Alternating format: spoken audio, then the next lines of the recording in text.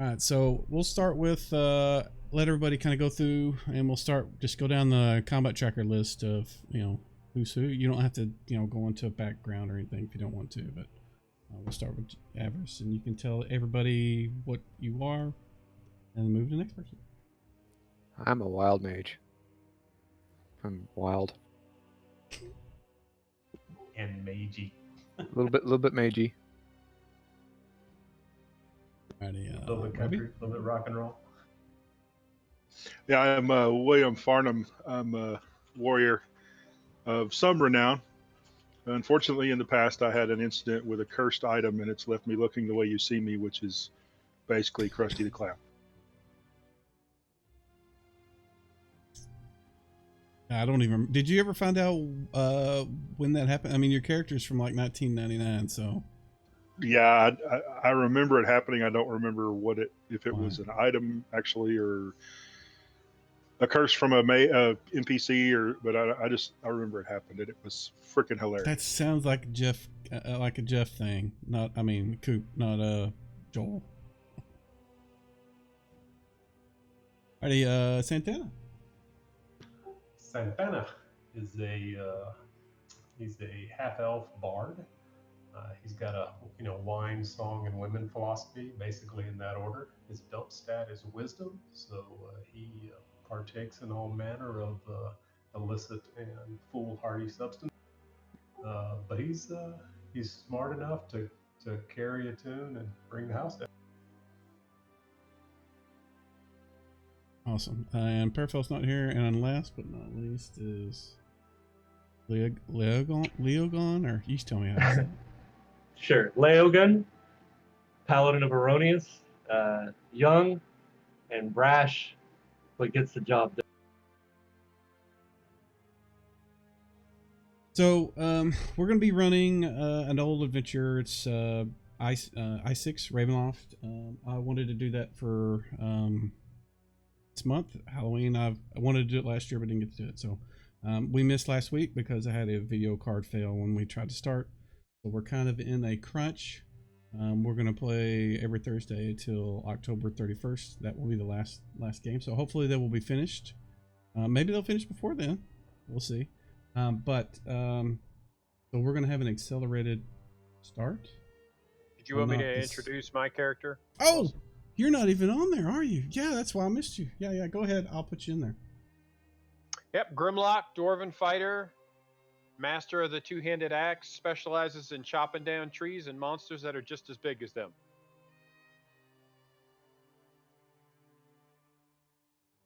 Here we go. Let me get these other two This guys is the over now. first time I've seen you play anybody not named Finial. Me Grimlock, smash! Good to see you breaking out of your mold there, dude. He's still playing a little guy. Shorty. Yep. So we're going to have an accelerated start. I'm going to kind of narrate the beginning and kind of get to the point where the characters will start, just to kind of give everybody an idea of where we're at. So the party, you guys, were traveling back to your home base from whence you were, coming back from some adventure, something like that. And en route, you decided in the evening to camp and rest through the night, and then make your way back home the following day. However, that night, temperature dropped, and a thick fog rolled in, and it never went away.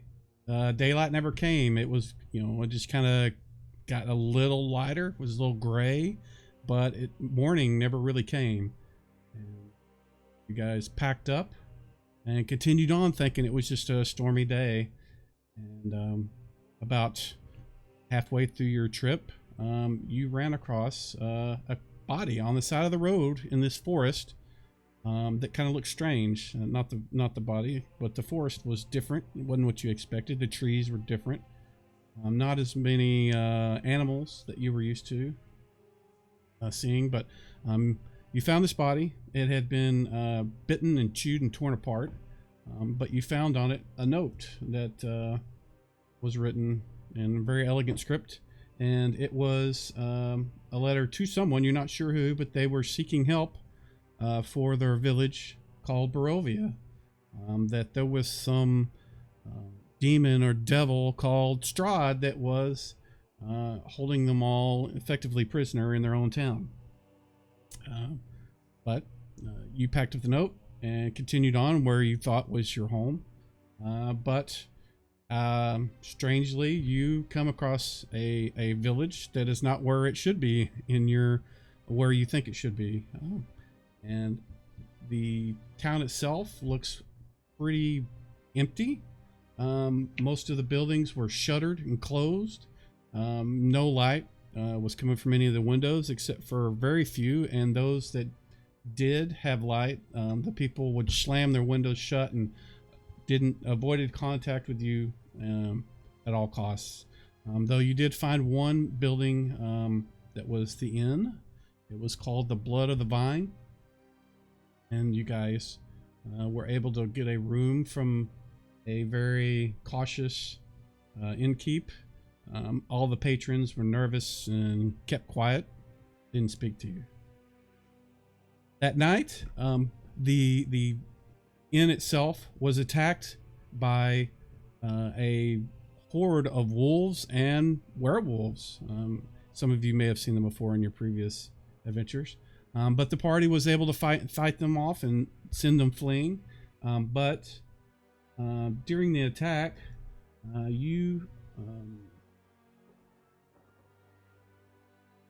in the distance, you observed, or you saw someone observing the fight. It was just on the edge of your vision in the shadows, but it seemed to vanish in a swirling puff of smoke as the remaining werewolves and wolves themselves fled. After that, one of the patrons, you found out her name was Mary. She was weeping uncontrollably and was saying that Gertruda, her daughter, was taken during the attack. And she told you that Gertruda was, she's probably around 19 to 20. And she disappeared during the attack. That morning, a priest from the lone temple in the town arrived to assist in the recovery from the attack. And he tells you that the town is indeed besieged by a devil. That's what he calls him. And he says, in the castle, and he points up on the cliffside that you guys can see from the town.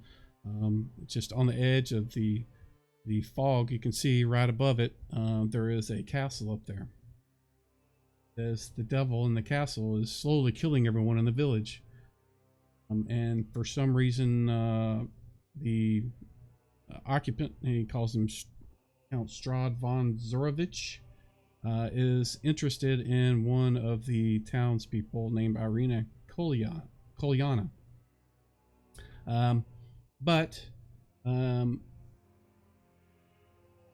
Sorry, looking at my notes. And he says that since the Burgermeister, her adopted father, was killed recently, the mansion's great holy symbol that was protecting her and her family was stolen, and Irina has been attacked twice since then by something. And he begs of you guys to help, and since I'm not asking you, you guys agree to it. And he provides you with what advice he can. He tells you how to get to the castle via the west road and go into the forest. And he gives you kind of like a little hand-drawn map telling you how to get there.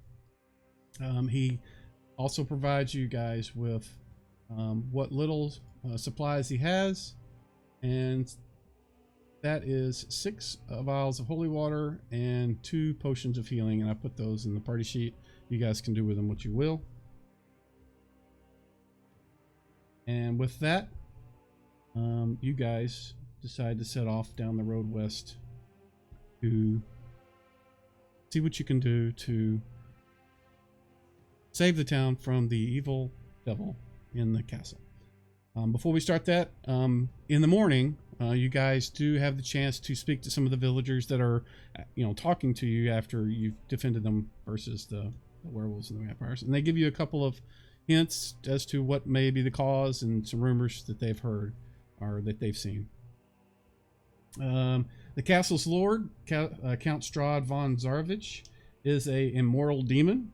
It's something that one of the groups of people told you.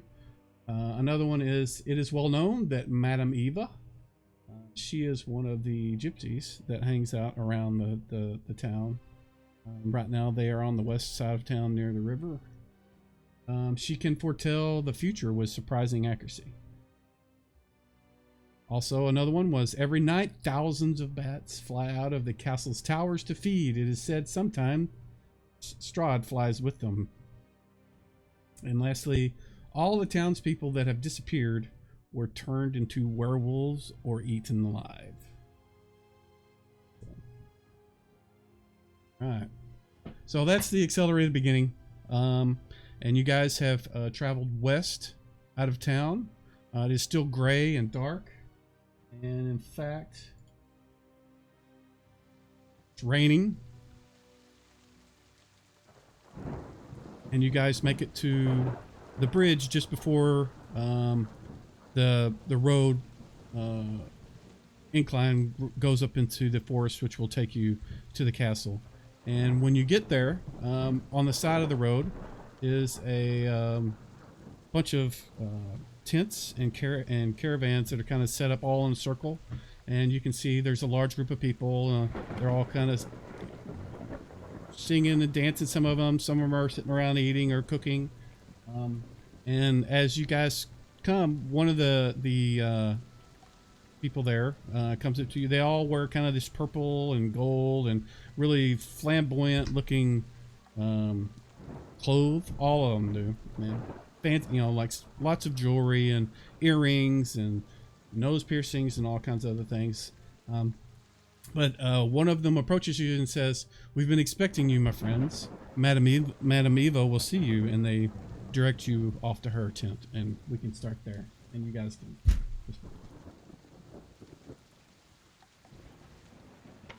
So these are Santana's people, and he's 100% comfortable in this environment.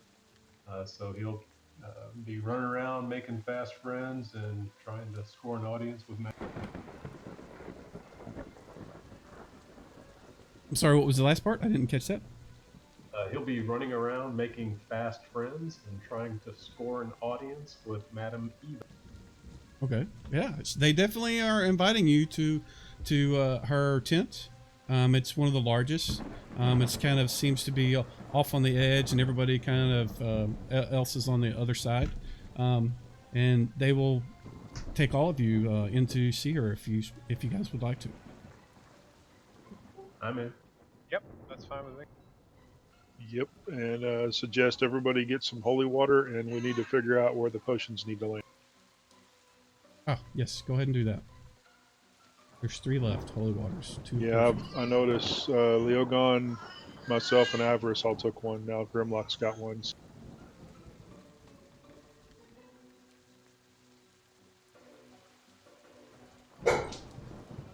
And you hear the wolves in the background. I'm going to take 1 potion, if nobody objects. Yeah, go for it.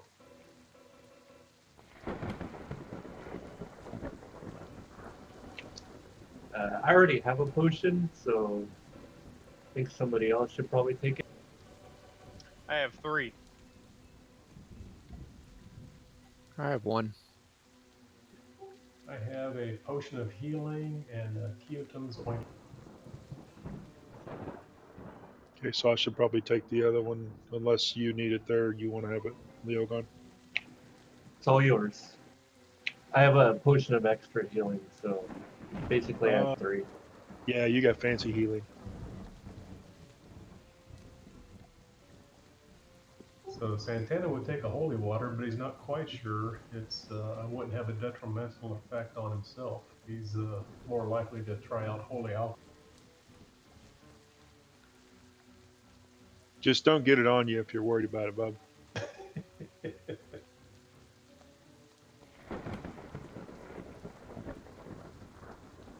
It's perfectly safe inside the vial. I don't know, man. He has a fear and aversion to water of any. Therefore, that's only he drinks wine all the time, right? There you go. Because that doesn't have water in it. It's one of Alright, so those what I'll do- ends justifies the means type thing.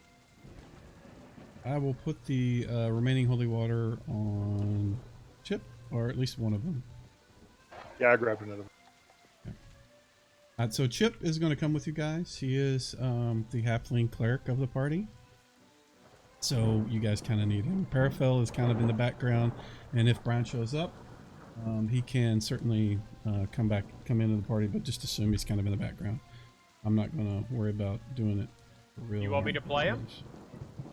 No, not unless Okay. it's absolutely necessary. I prefer you guys to just kind of focus on your own guys for now. You got it. All right. So water and potions are distributed. Everybody is going into the tent with Madame Eva. She looks blind. Her eyes are completely white. She's got strange things kind of hanging off her hat, and these strange looking bone earrings, and they look like she's really old. I mean, older than a human you would think could possibly be. I mean, she almost looks like she's so old she's dead, but she's just frail and ancient. And she sits in front of a crystal ball, and she welcomes all you guys into her tent. It's quite large inside, and they have a short table with some almost like bean bags, but chairs set up around it. And she offers you guys a seat, and she tells you that she's been expecting you, and that she would like to read a fortune for your party. She will consult the cards and tell you what the fates have in store for you, if you're interested. All at once or one at a time? No, the party. Yep.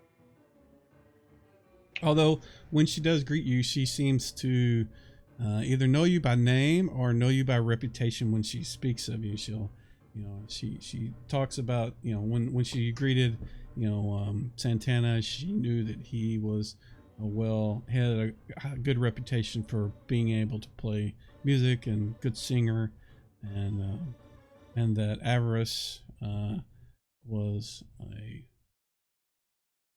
person that was born under unusual circumstances, and Grimlock is the tree chopper, as you said. So, but she seems to know that about each of you, particular things about all of you without you guys have ever met her. So, if we're ready, I'll go ahead and we can see what the fortunes have in store for you guys.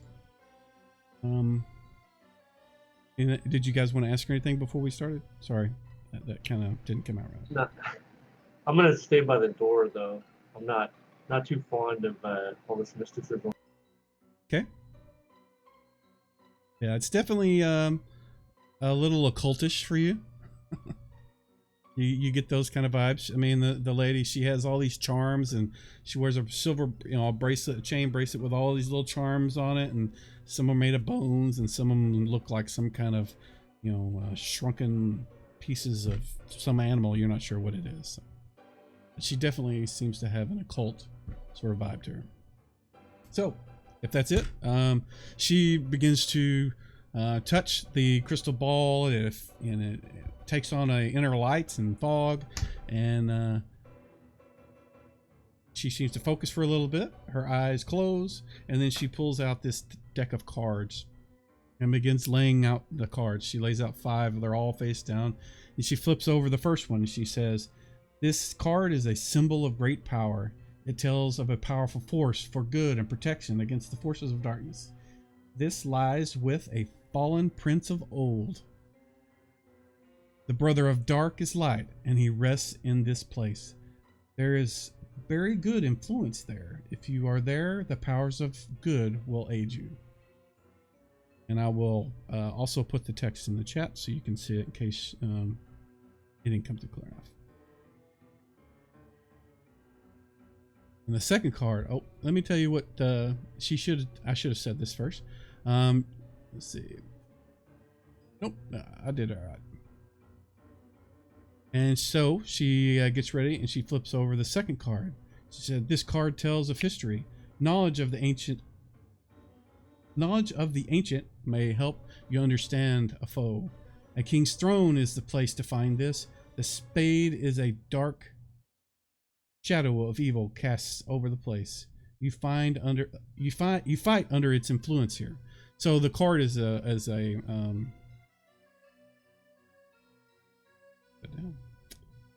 a spade. You know, there's hearts, spades, diamonds. This card is a spade, and the previous one was a heart. And the third card, and this one also was a heart. This is the object of your search. Ah, I see darkness and evil behind this card. It is a powerful man whose enemy is light and whose powers are beyond mortality. This is in the mother's place. There is very good influence here. If you are there, the powers of good will aid you. And there's the. I've also linked those three, the other two cards in the chat. And the fourth card. That is a spade. This card is good for you. It is a card of power and Strahd. I guess that meant supposed to be strength. I'll have to check the spelling on that. The victor's card. It tells of a weapon of light, a weapon with a vengeance you should seek for a carefully hidden place of great worldly wealth. I see a blazing fire protecting this place.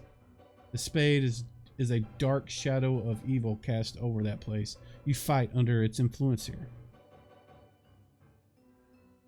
And lastly, the fifth card. This is the ace.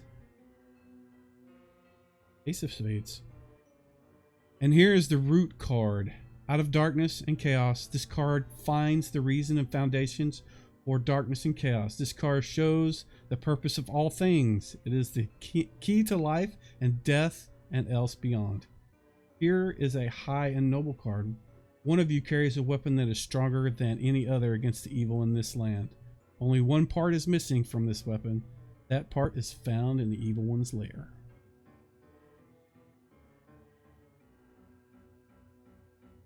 And I've linked that too. So I can give you some.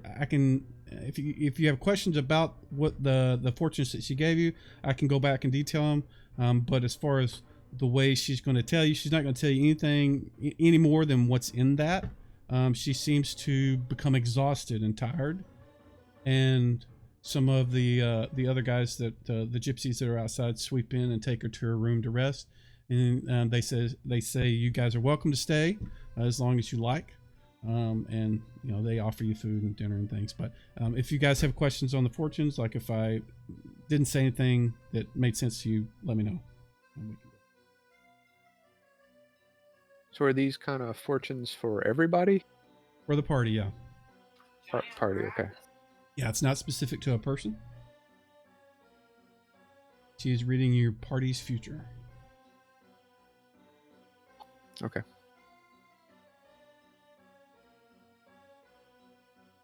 So I will take that to mean no one has questions.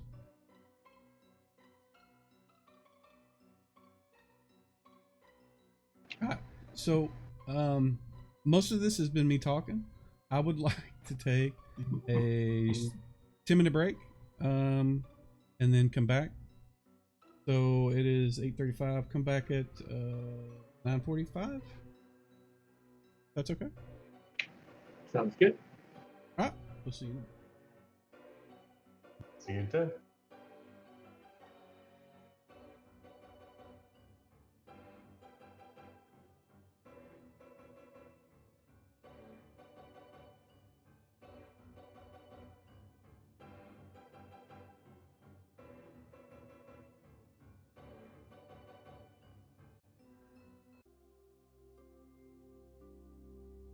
Back, and it is raining. You guys are preparing to leave the gypsy camp and make your way down the road.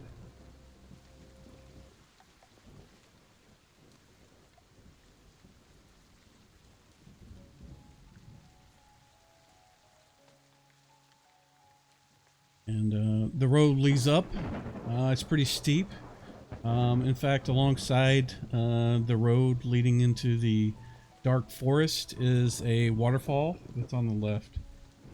But it's kind of steep, but once you get up to the top, it seems to level out after a bit. It's probably about 2 miles to get up to that point.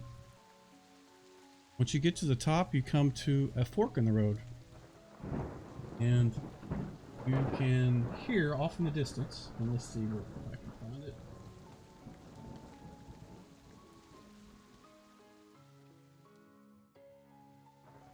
But off in the distance, you can see this black carriage come storming down the road that's off. It's the road that's coming from the direction that you were told you needed to go. And it comes barreling down the road, and this suddenly stops in front of you guys on the road. There's nobody driving it. It kind of has these little lamps that are hanging off the side. It's a really big one too. It's big enough for all you guys to fit in. The carriage kind of stops and slowly turns and faces back in the direction that it's supposed to go, and just kind of waits there. All right, I'm gonna draw my sword and slowly walk towards it. Okay. Can you describe the horses? The horses. Oh, well, I actually have a picture, and I will share that. Although you're going to have to ignore the thing in the background on the picture for now. But it gives you a better example of what you see. They're black draft horses. 2 of them. And they seem to be a little cautious, but you know, they'll let you touch them. You know, if you try to pet them. But as I said, there's nobody driving the carriage. It seems to be waiting for you guys. Is anybody in the carriage? You gonna look? Yeah, I'm gonna walk up to the window. Okay. Now you and Yogan both kind of walk up. Neither one of you see anybody from the windows outside of the caravan, our caravan. All right, kind of nonchalantly, I'm gonna open it and just get in. Okay. Alright, I'll stand back at the ready and look inside. The interior is just very immaculate. It's perfectly clean. The seats are made of leather. The walls kind of have these purple sort of velvet curtains. It looks just, it's the most, you know, it looks like something you would see in a castle of some very wealthy, you know, king or something. It's, you know, amazing looking on the inside, but it's big enough for all you guys to fit if you would like to get in. Yeah, say, hey guys, what are y'all waiting on? Yeah, this ride is made for Santana. He hops right on in and luxuriates in his surroundings. Come on, chop chop, we're on a schedule. Get in. Absolutely, Paraphil. Get in out of the rain. All right, I'll get in last. Be next to the door. I'll climb in. Yeah, I'll join the party. Santana looks around and says, "So who's going to be driving this thing?" Santana's looking for the wet bar. He certainly is. Yeah, Well, I'll steer it, or at least sit up there with whoever. So before you can do that, I assumed everyone was inside. When Santana, I think it was Santana, or was it Avarice that said who's going to drive? Santana. Okay, so when Santana says that, as soon as he says that, the carriage lurches forward and starts heading down the road. It's magic. Although the background music I have doesn't sound like a carriage. It's blasting down a road, but that's all I got for now. And it's going really fast. It's rocking back and forth, but it stays on the road. cuts the edge of the the cliff sides. A couple times you're looking out the edge, you're like, holy shit, we're gonna die. And then it comes to a stop in front of the image that I showed you guys earlier, and I'll make sure you guys can see it again. But it comes to a stop in front of the castle that you guys could all see from the village of Barovia. When it does, the door to the carriage kind of slide, just kind of creaks open. You guys are at the castle. Standing on the outside, you can see the two sort of pillars on the side of the drawbridge. Hear this music off in the distance from the castle. You can see from here, without going into the main entry, you can see there is a light at the front of the you're at the walls right now, but from the outside you can see the doors to the castle are opened. And as you're sitting there, as the carriage pulled up, the doors on the front, the portico is kind of creaks up. So I will walk towards the entrance of the castle. Yeah, Santana will be the last to disembark from the carriage, casting a wistful eye at the luxurious surroundings, and pulling up a cloak against the rain and the. And I want to keep an eye up on the ramparts as I'm approaching the castle, see if I see any. Well, as you guys move into the courtyard, you guys cross the drawbridge and move past the portcullis. You can see there's a thick, cold fog that surrounds the castle. It's like it's kind of embracing the castle itself. You see sporadic flashes of lightning flashing through the sky, and it just kind of, you see these stop sort of screen moments in the windows and stuff, but nothing other than just kind of eerie shadows and things. The front of the castle, you can see two blazing torches in front of the doorway, just warm light. It seems to contrast the cold fog that's around the entire castle. Let's see, the gate towers that you guys are passing, the doors are closed, but you see no light from inside of them. And the courtyard itself, the grass and trees and growth of vegetation just seems to be unkept for ages. And you kind of, as you stand there, this cold wind just kind of blows through. What light? I guess you guys don't use torches, or are you using torches? Actually, you tell me what you're using after you get out of the carriage. Infravision. Yeah, I don't. The same. Torch. Okay. And like every white guy in every bad horror movie you ever saw, Santana's going to be rushing ahead seeking shelter in the spooky. You're gonna just rush in. That's The his building? plan. Okay. Anybody As else he have tries any, to rush past me, I'm going to hold him back and say, "Hold up, put your buddy. hand on his Stay shoulder? behind me." He puts his hand on your shoulder. It's kind of short, so I guess he's got to stand on his toes. So I'm gonna try to spark up a torch, but given the training, I don't know how well that's gonna work out.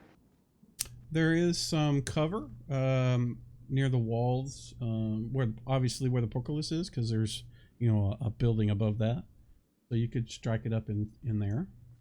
All right, then I will do that. I think see, William, you're a human, aren't you, William? Yes, sir. Okay. All right, so actually, as I'm digging around in my bag, I seem to have forgot my torches. No. Damn So we can do a little retcon because I meant to give That's you okay. guys the opportunity to do I have that torches, I before. can I do go ahead. I torches. reach in the backpack and hand him one. I keep it Okay. just for the folks that need them. I meant to bring that up before we started, but I kind of got in a rush. So if there's any obvious gear that your character would have, please do grab it out of the player's handbook under the items list. Now, all of you guys would, you're all like 5, 6, and 7, so you would have the funds to be able to pay for that. So do that kind of in between when you're doing things, just so we don't slow down. I completely forgotten and I apologize. Woohoo! Only Avengers for everybody. I threw a torch in the party sheet if anybody needs it. All right, I'm gonna take that. I did grab items that I was supposed to. I just forgot torches. So So you legitimately just I legitimately did not okay. buy torches. Okay, gotcha. Parafel lets you know. If you need another one, I've got more. Thank you. It's quite embarrassing. That happens to everybody. So I am going to. Hey, Mike, I'm not able to add that spell to my second level spell list on Chip here. You're talking about.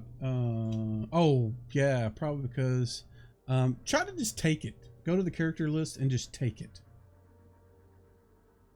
Because more than likely it's because I just drag and dropped it on you. And I'm doing some map stuff, so it may take a few seconds.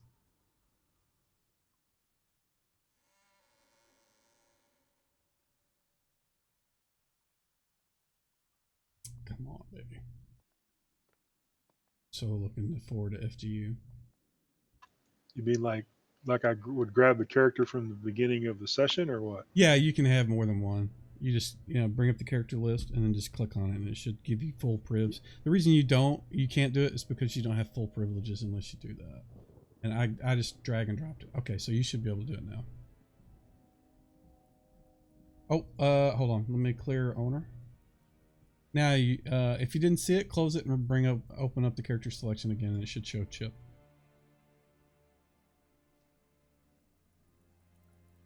There you go. Now you should be able to do it. All right, I am going to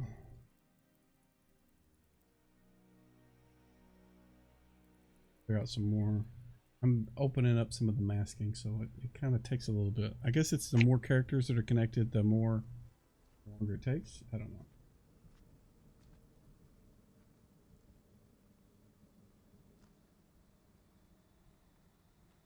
So we've got Leogan striking up a torch, and the rest of you guys don't need it, other than maybe William. So I guess if it's dark, it's not completely pitch black, but it's dark here. So if it gets completely pitch black, William will need to huddle around his friend. And as soon as masking is done, I will share it. And off in the distance, you can still hear the sound of organ playing. That may take a bit.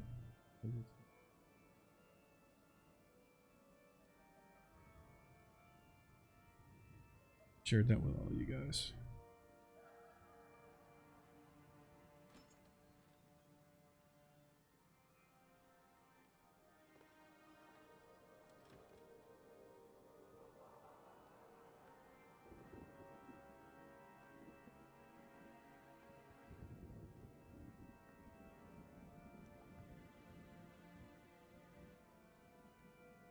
It is still downloading, I guess, or sending it.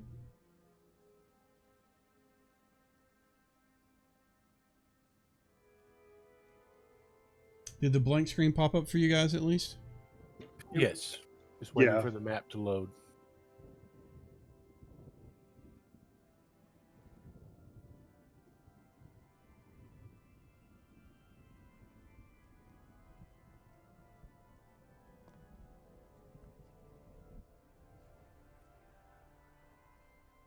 Yeah, I'm looking at my client connection and it's taking a while too.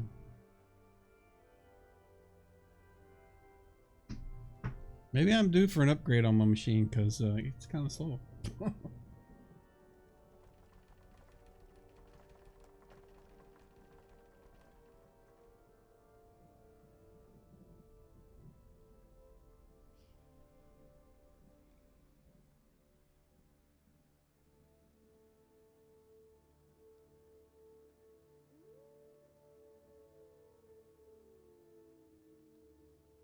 So while we're waiting for this stuff to load, is there anything other than Leogan lighting up a torch?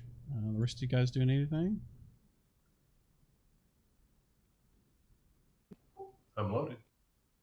I'm just moving cautiously forward, trying to keep Santana back. It was not moving cautiously forward. Trying to get out of the ring. You know what? I'm gonna reveal more of that castle because it looks stupid with that. Looks, you can't tell what it is. Oh wow, VLC crashed. Lovely. That's why the music stopped. It's been doing that Time to for me a new lot machine. lately. Yeah, this is VLC. It's just not very dependable. At least, no, don't send a developer note.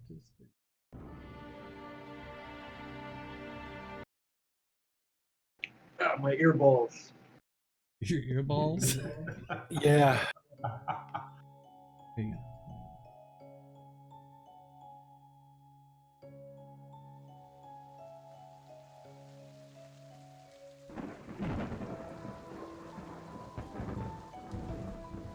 Oh yeah, it is loud. Yes, it is. Sorry.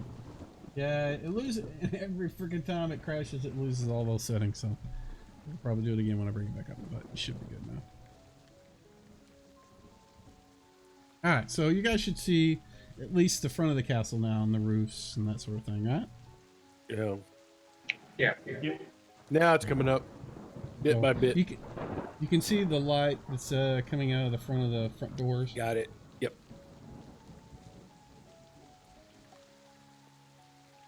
Raining. The warmth of the light looks very inviting. I mean, the rest of you may kind of feel like charging forward like Santana was wanting to. But apparently Grimlock is not. So, what do you wish to do? And I don't have you on the map, so you can just tell me where you're going. Well, we didn't come here to just stand in the rain. Yeah, I'm headed in. I haven't stopped. Here. Yeah, I'll make sure I stay in the front.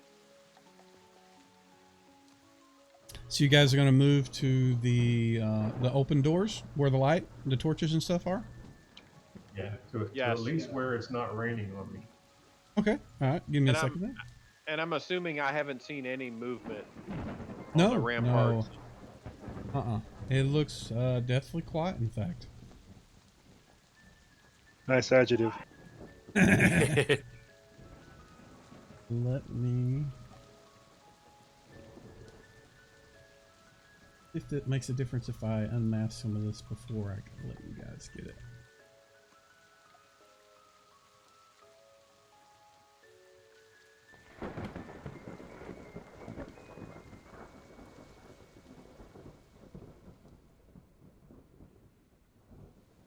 I shouldn't even have shared that map with you because I'm going to be sharing another one right now.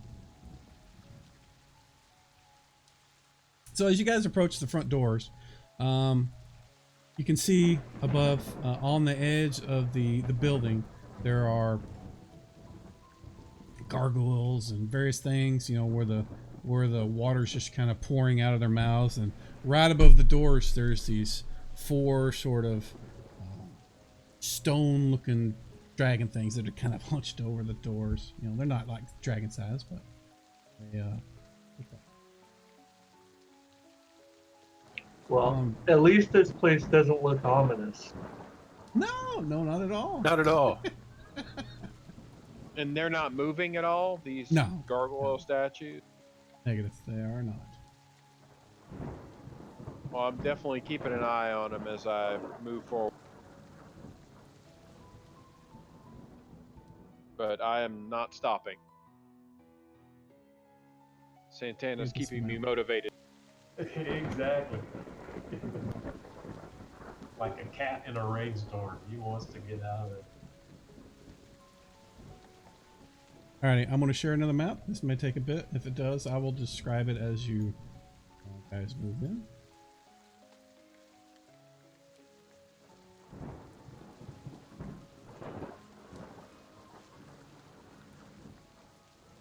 I will unshare the other map so we hopefully don't crash.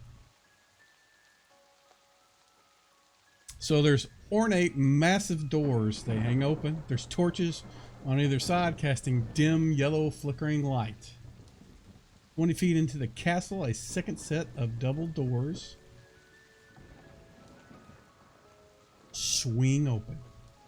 I'm going to wait till the map finishes loading for you guys before I unmask anything else because I don't want it to make it wait any longer.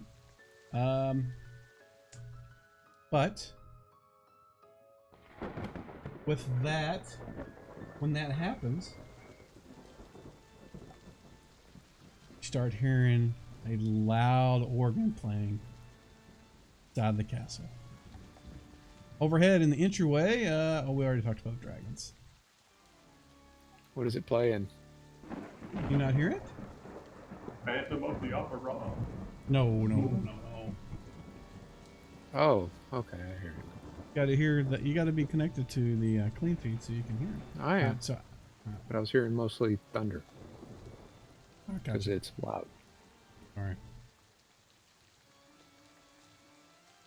Since you guys are moving in, Yes.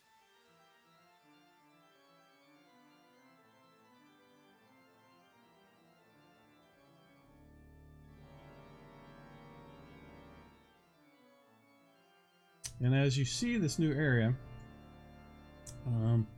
the music and sound is coming from your right as you guys are moving south. And I can actually put you guys on the map now, so give me a second.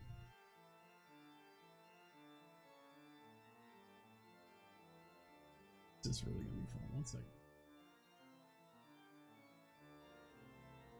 You guys to have 5-foot squares.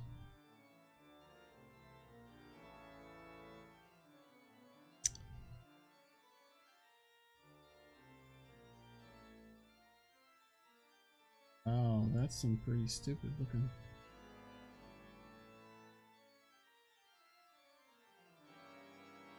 I don't know why those icons are so big. They're huge. Yes. Let me try to get rid of these. Those effects are just massive. Yeah, I don't know why they're like that. Probably because I changed the scale before. Hit me. Feck. Well, sorry. That's gonna mess it up. I will try to fix it later, but right now you guys are gonna have giant effects. Let me see if I can actually change the size of those and see if it'll matter. Those are the larger effects are kind of a new thing, but it shouldn't be that big. At least you can see them. Hey, that's better. I'll make them small.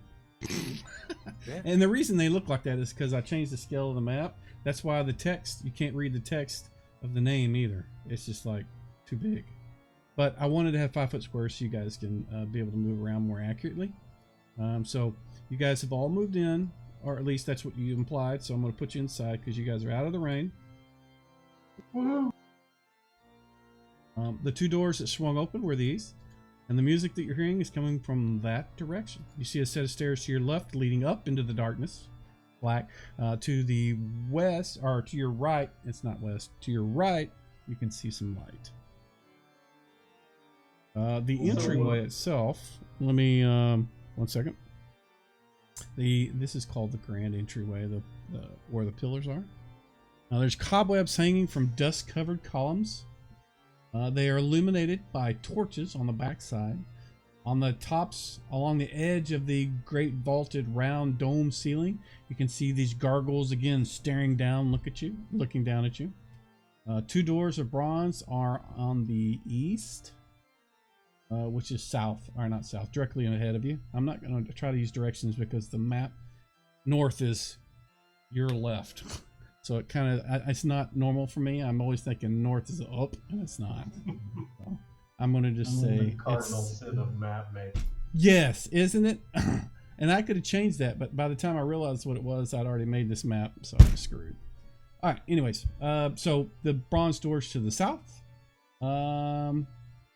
To the left is the stairs, wide staircase climbing up into the darkness. All the while, sad and majestic organ tones flow out and about you from a lit hallway to your right. That's right. So the organ music certainly piques Santana's interest. So he's kind of interested in how well versed this musician seems. If he seems very accomplished, Santana's going to be drawn to the organ. He is a what's the word I'm looking for? I want to say genius, but he is not, it's not genius. It's Virtuoso. virtuoso. Yeah, that's the word I'm looking for. He sounds like whoever it is, has played for a lifetime. It just seems they know everything that they could do right. They're doing. It just sounds amazing to you. You've never heard anything that's played so well, so articulated properly, and played by the proper, the keys and just the tones and crescendos and decrescendos and all that. Just perfect. Perfect, man. I mean, Santana will not be dissuaded. That is exactly where he is.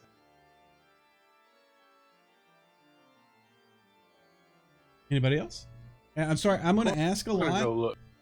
Okay, Yeah, I'm go. gonna ask people a lot because there's a lot of you guys. And once you guys get in the center room, I'm gonna go ahead and lock the tokens just because I want to make sure everybody has a chance to respond. Because, like I said, there's a lot of you. I want to make sure everybody can speak before, everybody trudges forward if somebody feels like they want to say something. So, does anybody else have any other things they want to look at? I just want to just go gonna make- look down the hallway.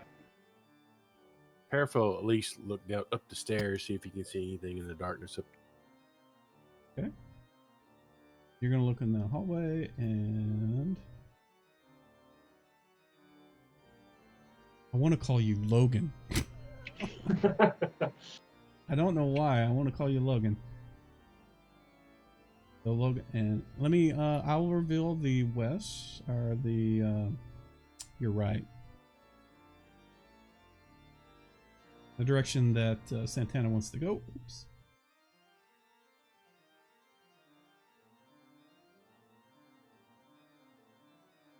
Oh.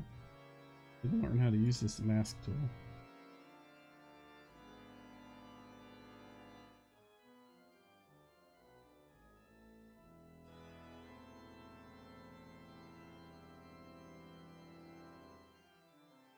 So, to the left, when you're coming in Paraphil side, the stairs do indeed go up into the dark. I mean, the stairs are steep and go up, so you can't see the top of them. You just see they continue to go up, and it's dark up there. It's pitch black. To the side that Grimlock is on, you can see torchlight flutters against the walls of the vaulted hall. A dark and forbidding hallway runs into the darkness, and that is that direction.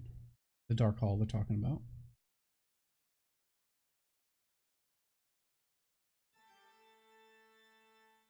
Besides that opening, there is this kind of what is it called?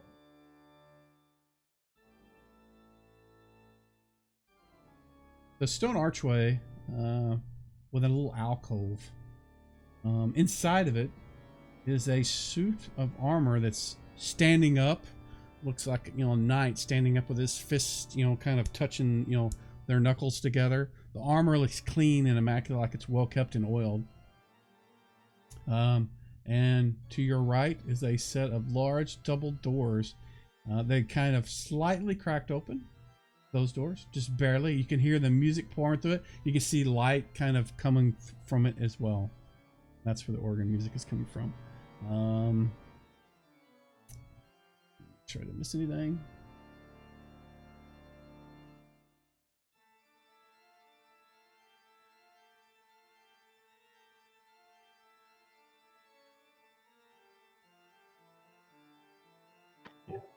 Almost in a trance, Santana is just following the sounds of the.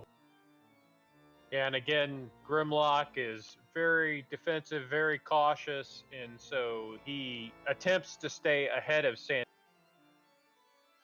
Okay.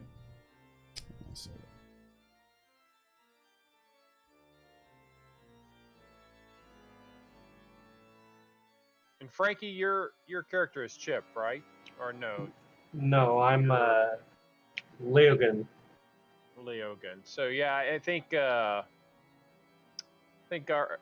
my guy kind of hits it off with you immediately because I see you taking a similar stance that I normally take in the party, which is you're very cautious and defensive, and always looking out for potential dangers.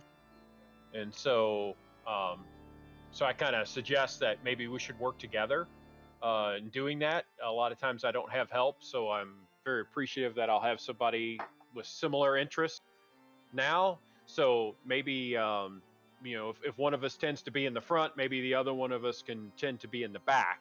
I'm not saying it needs to be that way every time. Like one of us needs to be dedicated in the front and one of us needs to be dedicated in the back. But I understand. I'll keep an eye on the stairway behind us. Where did these stairs go? Up or down? So yeah, I was waiting for you guys to finish. The stairs to your south. Make sure I'm speaking not out of my backside. Well, it's not really south, is it? The stairways, no, it's not. And I'll just say the stairs to the south. Stairs down. Yeah. I mean, to our down vector. Yeah, the stairs, there's a set of spiral stairs, and they go up and down. And both directions are pitch black. They look very ominous. Up and down, both. So. Yeah. And I'll also ask our paladin buddy what he makes of that suit of armor. Does it look like it has any markings or anything on it? It doesn't have any rank, but it does have some kind of raven on the front of it. It looks to be well kept, human-sized plate armor. Is it like full plate, like a knight's, traditional No, medieval just- knight just suit? Or just Plate mail. Yeah, the chest piece is, certainly one piece. The tops of the legs and the shins and that sort of thing is all plate. The rest of it is mail. Well, it's well kept, but I'm not touching it. Somebody go look in it. Does it appear to be on some sort of stand? Is there anything suspending it at all? There's nothing tied to it. It's got a helmet, or some kind of helm with the coif that's underneath it, so you can't really see what's inside it. The visor's kind of pulled down, so it just looks like a suit of armor standing there with the gauntlets, like fist of knuckle to knuckle. Does it have a weapon? No, he does not. Somebody go take the helmet off. So I'll ask Leogan, do you sense any evil coming from the suit of armor? I'll concentrate on it. Does this suit of armor wish me any ill will? It does not. No. It seems to be just a suit of armor. Okay. At the first opportunity, Santana's going to throw open the door to the room. Okay, I was waiting for that. Sorry, I was waiting. So Santana he's been enthralled by the music, and he just kind of goes up to the doors, just pulls them back, and just seems to be awash. like the guy that's sitting in the chair with his speakers in front of him. He turns it on, the music just kind of blows his hair back. As soon as he opens the door, that's kind of what happens. Just the music just kind of blows through. Let me kind of reveal this section. And unfortunately, I could not find a token, an image, anything to use for an organ, so I don't have it on the map, but I will draw a square there. That's the best I can do. 1 second. Cannot believe there is no pipe organ token. No, and if I was an artist, I would do it myself. Believe me, I looked everywhere. I could not find one.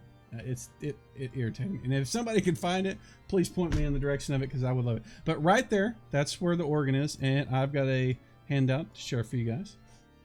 And that's what you see playing. He is completely just bang, bang. I mean, just thrumming on the the keys, and just he seems to be just completely oblivious, and he seems very familiar with everything as far as what the keys and the pedals and all the little knobs and switches. He's playing it, better than anybody you've ever heard play any kind of instrument ever, and that's directed at Santana. I'm going to describe the room now. We've knocked open the door. It is a magnificent 40-foot square room, brilliantly lit by 3 massive crystal chandeliers. Pillars of stone stand against dull white marble walls, supporting the ceiling. In the center of the room is a long, heavy table, covered with fine white satin cloth. The table is laden with food, and not only did you hear the music and just kind of wash over you, but the smell of fresh bread and roast meat and even some juices and maybe some wines are coming off, and ale. You smell it all just as soon as the door was open. Places are set enough for each of you to sit down. At the center of the far west wall, between the floor and the ceiling, it goes from floor to ceiling, floor to ceiling length mirrors stands a, okay, let me start over. At the center of the far west wall, between floor to ceiling length mirrors, I don't know what the mirrors are, so you can ignore that, stands a massive organ. Its pipes blare out a thunderous melody that offers in its tone greatness and despair. Seated before the keys, its back to you, a single cape figure pounds in raptured ecstasy. The figure suddenly stops and slowly turns to you, and I will post that in the chat so you can see.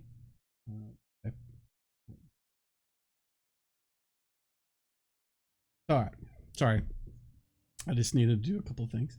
So that's what you see. The music stops. He turns and looks in your direction, and you see that handout that I gave you. So there's mirrors to each side of the organ. If that's what you get from the description, Yeah, it was totally baffling to me. So the organ is in the far west wall, and it says it's in between floor to ceiling length mirrors. Yeah. So there's huge mirrors on each side of the organ. Yeah. So and you can see him in the mirrors. Yeah, Santana, almost,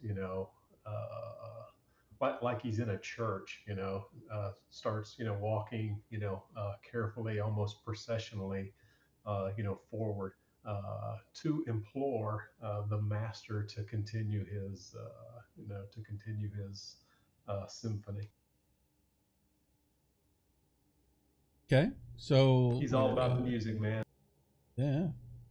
You can go ahead and kind of move your guy where you want to move. And I'm gonna try my best to stay sat on by Grimlock. There you go. I'm gonna try my best to stay in between Liberace and Santana. Gotcha. So you want to stay in front of Santana as he's moving in. As best I can, yes. Okay. So Santana's really not, at least I gather, and you tell me if you're wrong, if I'm wrong. He's not really looking at you. He's kind of focused on the musician. So you can, unless he says otherwise, I'm going to assume you can move in front of him. You're having to watch him, but you can stand. Unless Santana says otherwise. Anybody else? Well, I'm going to go stand at the door. And that's... I'm going to go sit at the table. Yeah. Okay. Yeah, I'm not sitting at the table. Yeah, I'm not sitting at the table until I've had a conversation with this person. Okay. At the very least. That's entirely Santana's plan as well. But recall, wisdom is his dumb stat.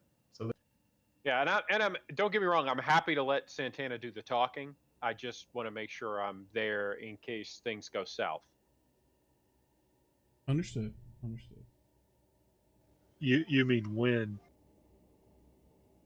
Oh, come on. Exactly. Look at the picture of this guy, man. He's Liberace. What's going to go? It'd be a short game if it ends here. You never know. Nobody's ever done this before. All right, so as you move in, he kind of waves his hand in front of the table and says, "Please sit. Enjoy the dinner before you." And that's his first word, so I'll give you guys a chance to respond or do what you want to do. Yeah, so Santana bows low, very respectfully. This is probably the only sign of respect he's actually paid another being in this universe, and it's all based on the accomplished music. And so he introduces himself humbly. You've never seen that before out of Santana, and he. He just implores the master to continue. Please don't let us interrupt. All compliments, all graciousness. Okay.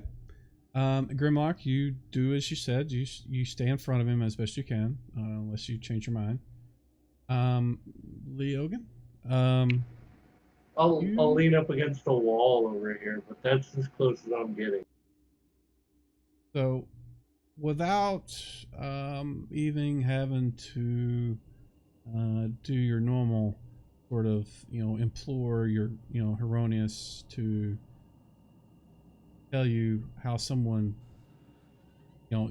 basically your detect evil, you can you feel a cold wash of just dark come from the direction that you're facing, in that direction of the individual sitting at the organ. Yeah. I suggest you don't get too close. So what is William doing?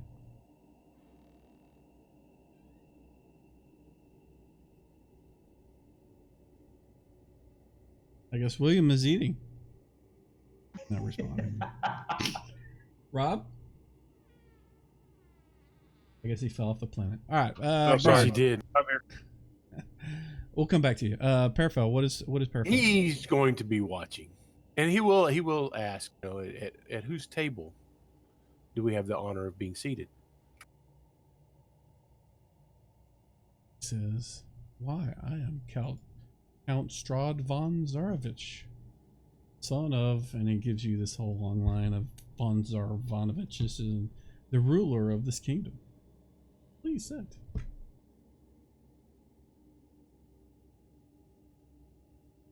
I have a nasty cramp in my thighs from walking so much. I'll stand if it's all the same to you.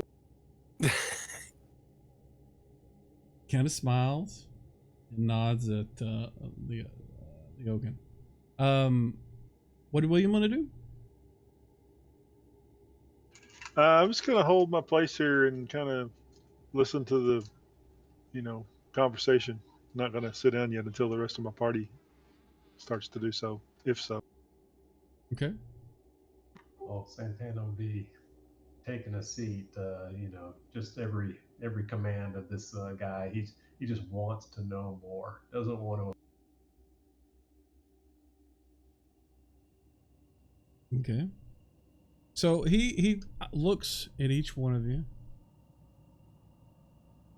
and seems to, each time, every one of you guys, as he looks in your direction, you just feel his eyes just kind of pierce your soul. I mean, they look beyond just your, what you look like and who you are, and just sees into your soul. You feel this kind of cold, sort of dark presence, around you as he's doing so. And he stands up and he says, "Enjoy the meal, my friends, or it will be your last." And then he just kind of goes, swirls off in this kind of green mist and just vanishes. And when he does,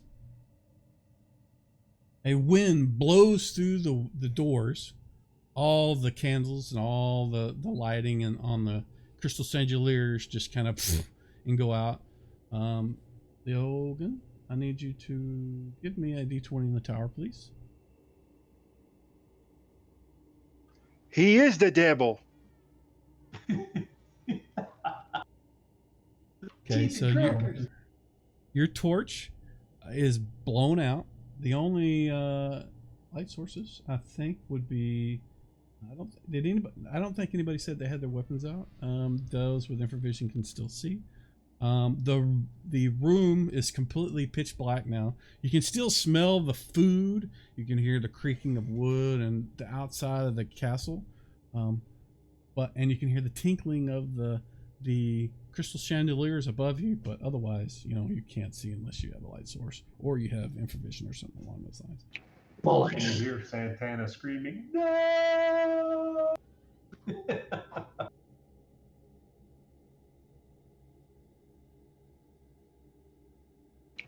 Try to light my torch again. So is the food still there?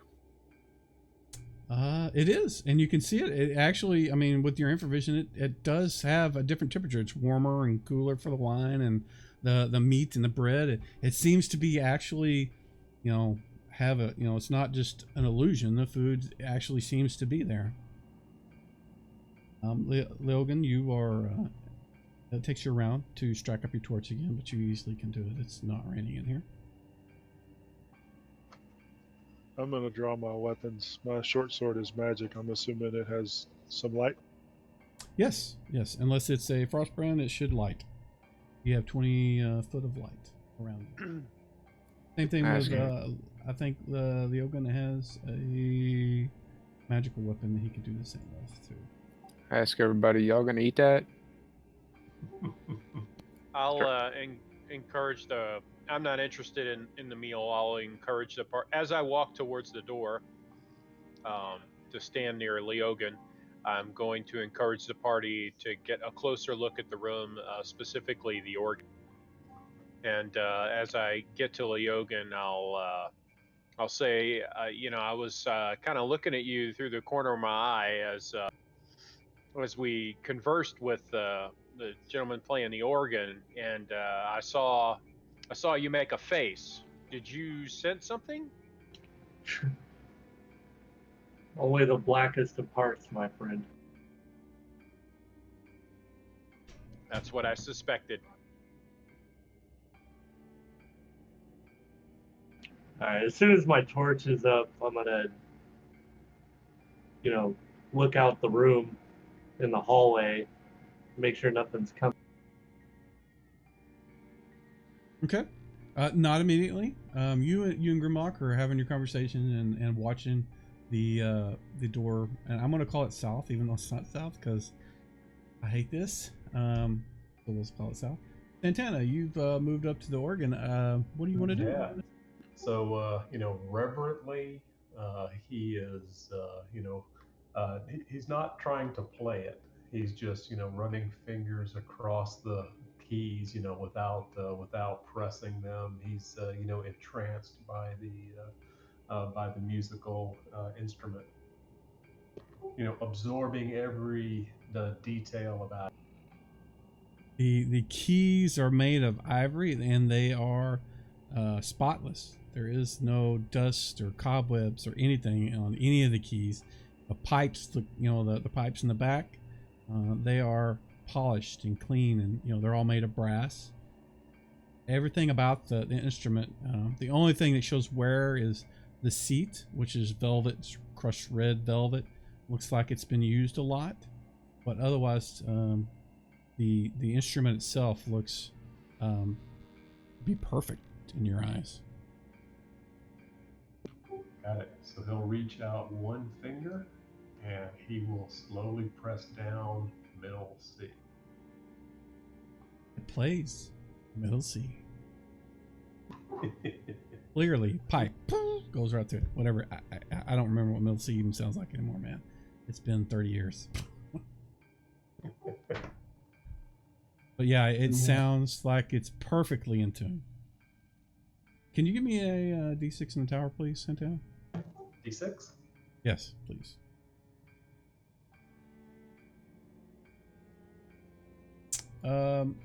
It looks like Perpfell is. Can you also give me a D6 in the tower, please? Will do.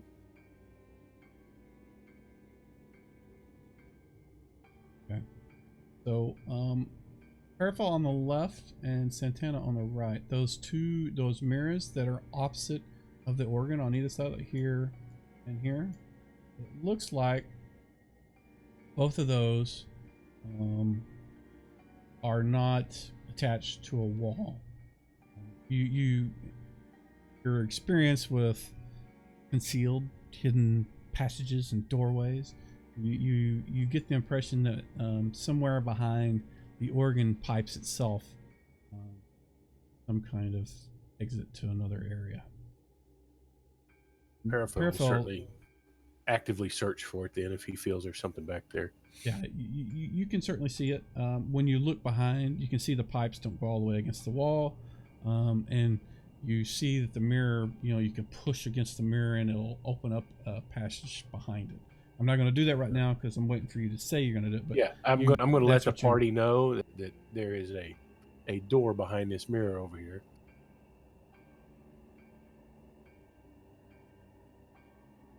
Okay. And if everybody moves over there, we will open it. Yeah, I'll tell Leogan, you can go handle this. I'll watch the hallway. Were you gonna leave the hallway doors open or closed? They're gonna stay open for right now. Okay. We may need a quick path out. Secret door. Or attempt to, anyway. Okay, I'm going to remove that all my drawings so we can get rid of it. I just assume it's there. And one of these days, if I can find one, I will. I thought about taking a piano and sticking some pipes on it, but I couldn't even find pipes from above that would look well. So, if somebody can make it up, like I said, I will use it and put it there. But otherwise, so parafill, and anybody else that's moving there, go ahead and tell me who's going there, and we can. Actually, I'm going to unlock tokens as well. You guys can move a little bit easier. But Parafill, you're certain that you can open up the passage behind the organ. Leogan, do you want to go make sure they don't get themselves into trouble up there?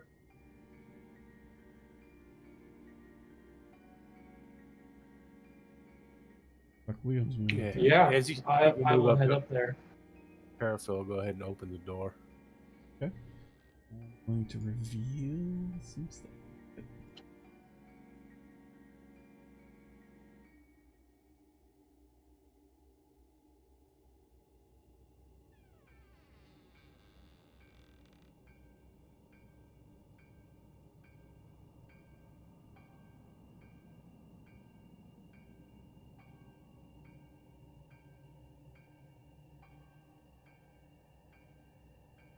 In the center of the room, when you open up the door, you see a all dark figure.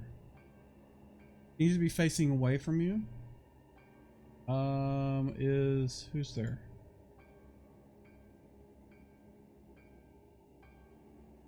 Leogan is there. So, the light from Leogan's torch lights up all the walls in the room in there. They're all like this area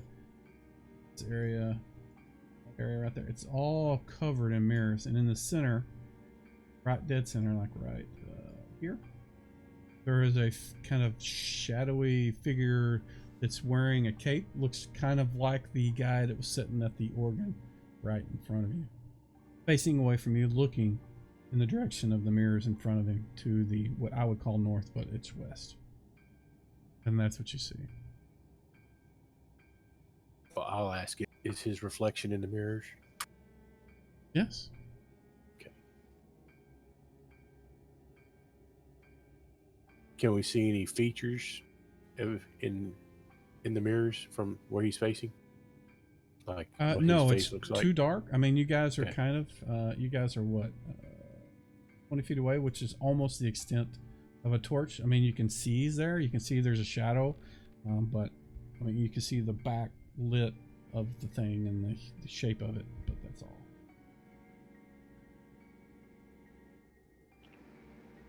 What is the I'll other one? step in. I'm going to step in slowly and try to bring the torch light closer to it. You move in about 10 more feet, and I'll put you there. As you do, it becomes quite obvious that the figure is not the same as the figure you saw sitting at the organ. It is similar shaped, but it's tied to the ceiling. The arms and stuff are kind of tied to various things, like it's a Muppet, a puppet. And you can see it's reflected on all the walls and the mirrors in here. It seems to be kind of focused in the direction that you came from. All the mirrors are kind of pointing in that direction. All right. Is it ropes that it's tied? Or... Yeah. Not like normal climbing ropes. They're not as thick, but they're ropes nonetheless. Okay. Well, since I haven't stated it for whatever reason, I am going to draw my sword now. Okay. And I'm going to cut the ropes. Okay. You can do that easily, and the figure falls to the ground. It looks like it's kind of a stuffed with straw and other things, cloth. But it kind of reminds you, like I said, of the figure that was sitting at the organ. And when you turn around, you can kind of see that the passage that you came through, the mirrors that were, kind of on either side of the organ, are kind of transparent from this side. You can kind of see through them a little bit.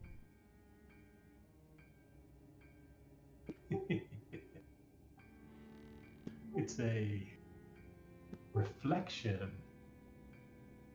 but not so much a reflection of the guy playing, but the mannequin through the window. So Santana can't restrain himself any longer. He's going to start playing some simple scales, but very, very quickly on the organ. Okay. You have musician skill, right? I have what? You have musician skill of some sort as a bard, I I'm a assume. freaking bard, man. Yeah. Give me a skill check. The musical instrument, that's what you've got. And throw that in the tower, please.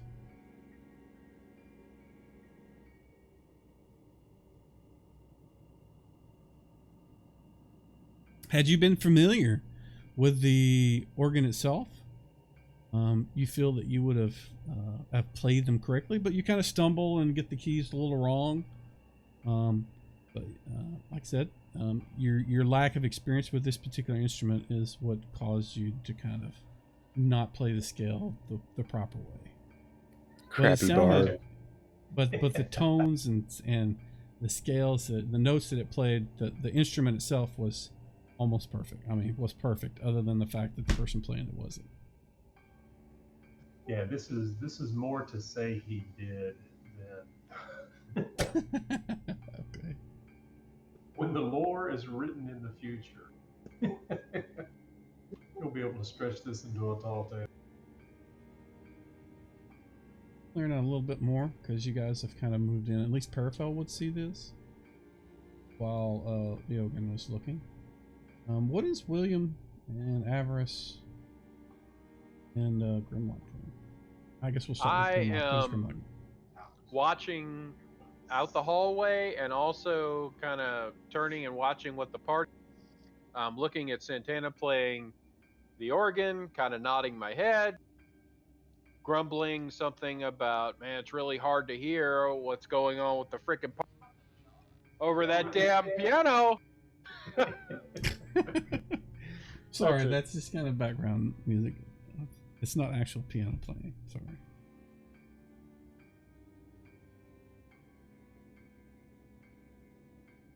All right. So William, what's William doing? I guess you're just keeping up with the rest of them.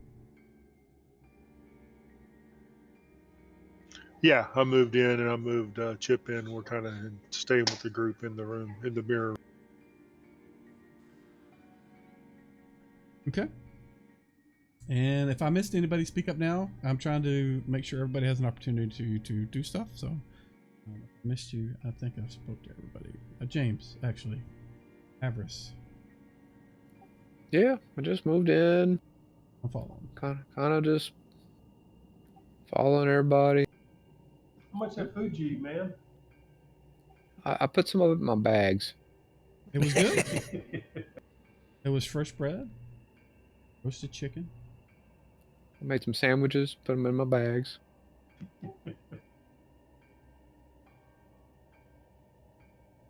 Yeah, some stuff that Parafel can see now. To your right, Parafel, a high dome ceiling, 30 foot in diameter. Frescoes, they're kind of faded, old, really old. There's cobwebs kind of in the corners and dust on the floor. All thin arrow slits look out into the courtyard from there. I'm gonna go ahead and just open that hole.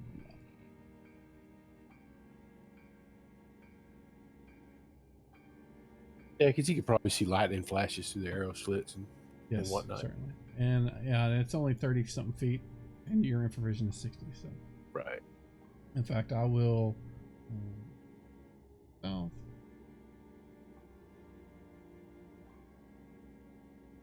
So, scowling at his own fingers and wistfully looking at the organ, Santana's going to dismount and join the party with us. alrighty. Grimlock, everybody's out of the room. You're gonna follow? I'll kind of start moving in that direction, just kind of backing towards him. Yeah, I'm assuming I don't hear anything from outside of the hallway. No, No, lights you don't. moving, no motion or whatever. Yeah, I'll kind of follow the party slowly. I definitely want to stay in relatively the same area as them. I just want to keep an eye on what's behind us. Okay. The party has moved behind the organ, so I assume you're gonna follow them behind it. Yep. As you kind of make your way through the concealed passage behind it, you kind of hear off in the distance, somewhere in the castle, you just hear this bellowing sort of laughter, and it sounds like the same voice of the guy that played the organ that spoke to you. Yeah, it looks like we're going in the right direction. He's laughing at Santana.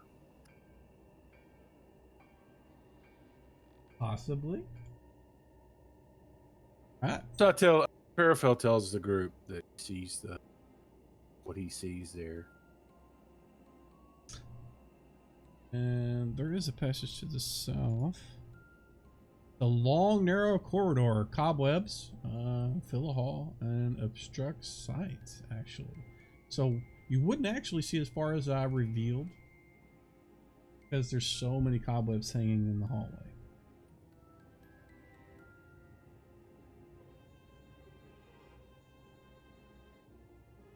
Yeah, but to this nobody's direction, been down there's that way not. for a while. Yeah, it doesn't look like. I mean, the floor is just covered in dust. The cobwebs are even just, you know how if you ever seen cobwebs with dust on them, it's like that.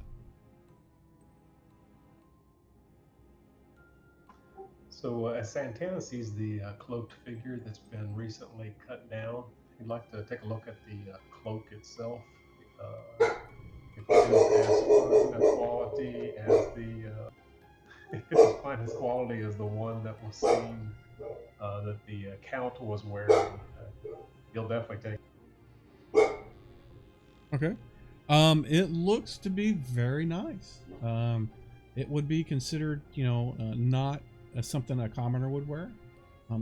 It seems to have a little not as good a quality as the person that was sitting at the organ, but it seems to be something that, someone that was in the castle that was some nobility or a knight or something would wear. And it's purple, kind of felty purple color. The color's not felty, but he's thinking it might actually come in useful if we need to, pull off an impersonation in the future.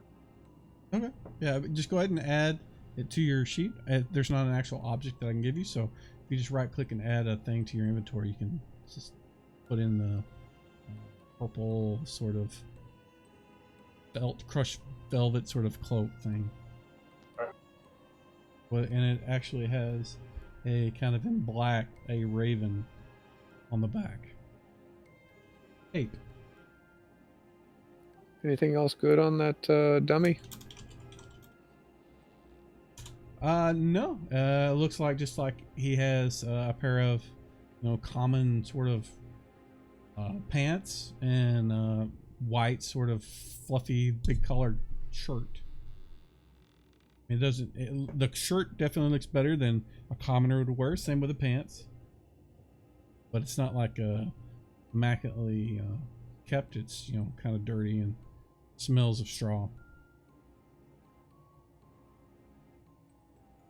What is William doing? Sorry, didn't mean No, that. go ahead. I'm going to stay moved up behind Parafel and Leogun there to stay with them. Okay. And Leogun, sorry, I didn't mean to interrupt you. It's okay. I'm going to step forward a little bit with my torch out and start kind of burning away these cobwebs. Okay.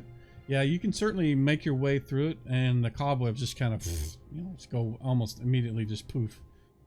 As far as you stretching out your torch, it doesn't catch the whole building on fire. It just, they kind of just burn out immediately. Yeah. Just slowly try to melt them away. And head in the direction you're facing. Yes. How far do you want to? I mean, you can go as far as what you see there, and it goes beyond that. So, up until that point, you haven't seen anything. I'm just keeping an eye out for now, seeing what everybody else is. Okay, I'll put you right there for now. Or actually, I'll put you there. Where the rest of you guys want to go? While he's doing that, he seems to be making his way. I'll stay with him. To your left. And I guess I'll follow. Okay, Follow one behind him. Yep, I'm moving in the back of the party, keeping an eye out behind us. Okay. As you guys continue, I'm just going to assume, Logan, you're going to keep going since everybody's following you. Yeah, I'm going to keep moving forward, just nice and slow. Okay. Mostly because my armor weighs a ton. Yeah, Logan's move base is like 4, by the way. I don't think he mentioned that because he wears this really heavy armor. He makes a lot of racket, and it's pretty heavy. So, as you move forward, you come to a set of spiral stairs that lead up and down. Suddenly taking notice of the gravity of the situation, Santana's going to knock an arrow. Okay. Pull out your bow and knock an arrow. Got it. The staircase is made of gray, dusty stones. The cobwebs are kind of along the walls here, but it looks like maybe there does seem to be some traffic in here. Maybe not recently, but it's certainly not as it's not filled the hallway, like the hallway was. But there are cobwebs in there. So, we want to check upstairs first or go on downstairs? Well, I think he probably wouldn't want us to go this way. He tried to lead us the other way.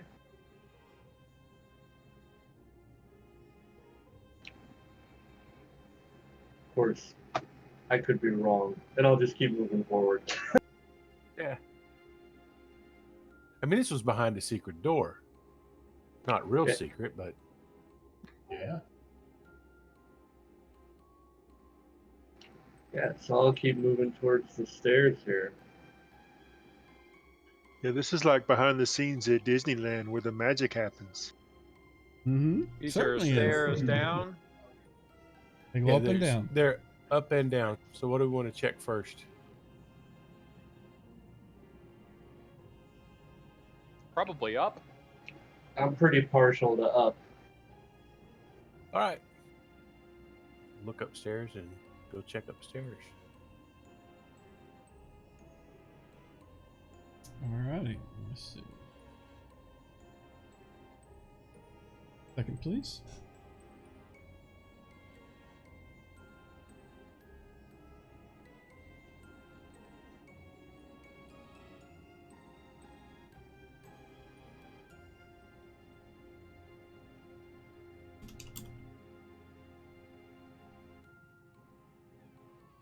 Alright, I'm taking some notes real quick.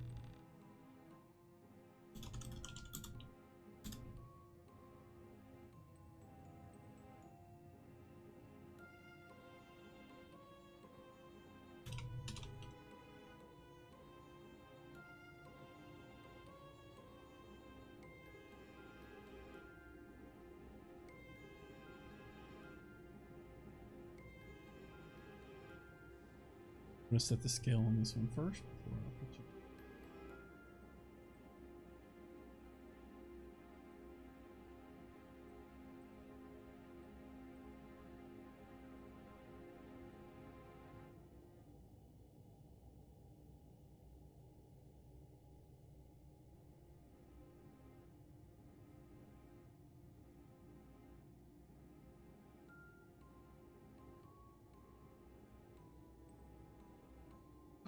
Jeff is AFK just a sec.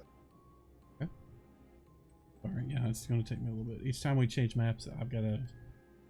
This place is pretty complicated. I want to make sure I get it right.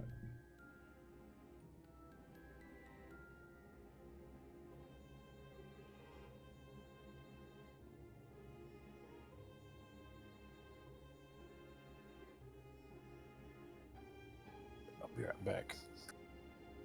All right. Map. This is going to take a bit.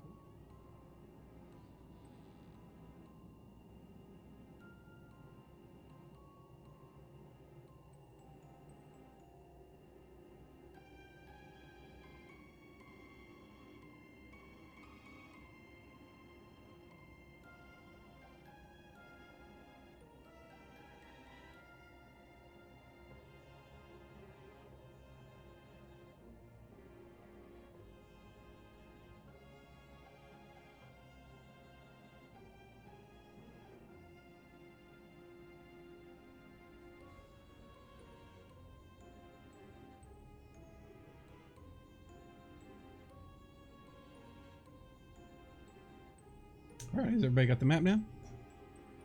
Yeah, I got it. Yes. Yes, sir. So the hallway itself looks similar to the other one. The passageway is just filled with cobwebs. And the stairs keep going up.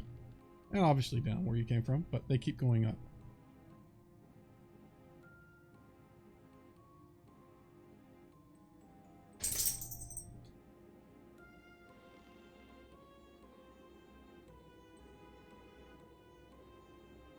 You going to move forward? Just a little ways. I'll probably move to here while I wait for everybody else. Okay. Fairfell, stay right with him. Yeah, I'm staying in the back of the party.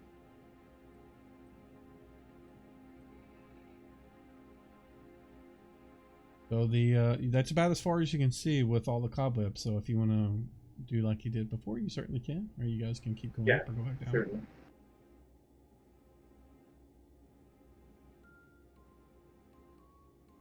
Up a ways.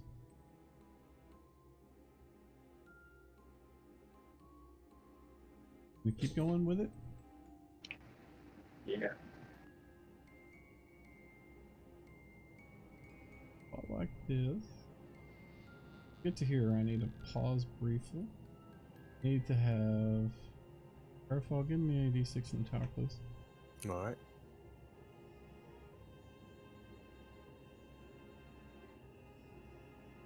Santana do the same as well. Did you say Santana? Yes, sorry, Santana and Everest. All of you guys, give me a d6 in the tower, please.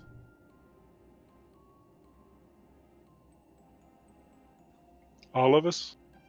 No, just those three. Those guys, okay. The elven types. Alrighty, so the room to the north, once you get to around here, and I'm going to move you up just because. Get to this point, clearing out the webs, and you can see that the area to the right, that looks to be a archer's post. There's slits all along the walls that face into the courtyard. This area to the other side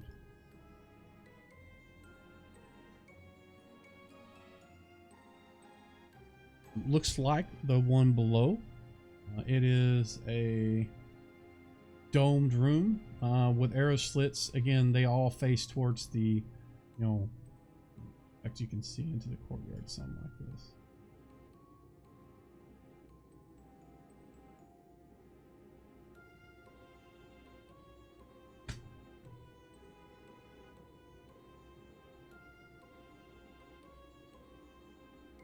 And that's what you see. There's no other obvious exits or doors or anything on this in this area. Well, I guess we keep going up then.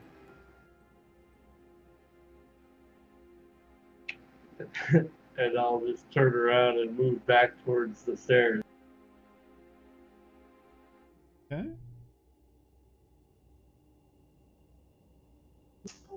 Santana will skirt the walls of the room.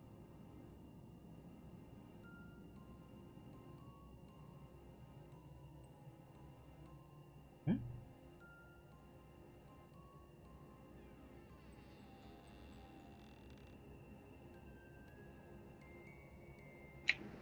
Who's opening Other than- doors? Other than the arrow slit, it's creaking you hear throughout the building. It's like off in the distance, you just constantly hearing creaking, and you think you see something around the corner. You turn really quickly, and there's nothing there. The whole place just kind of feels like it's filled with things you can't see constantly. The torchlight doesn't help. It makes it even worse because it flickers. You see shadows. It's not making life very easy for you.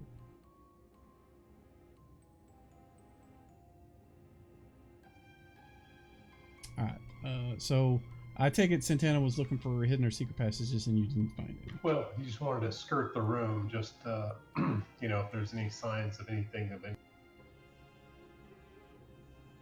No. He always finds dead ends curious. Okay. Yeah, it's not really a dead end so much as it is a turret point. The area you're at, the one here and the one here, they both seem to be positions that, if the castle was under attack, this is where the archers would come and get behind the arrow slits and fire upon the enemies in the courtyard. Gotcha.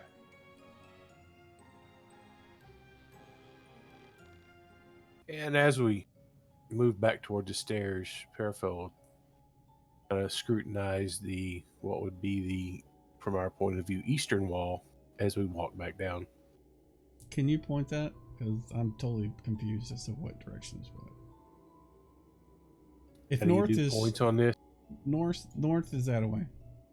Yeah, that wall, the north wall, the one you're pointing at. He's gonna flip over to the other side and kind of walk behind Leogan and just kind of scrutinize that wall. Okay. Give me a D6 in the tower, please.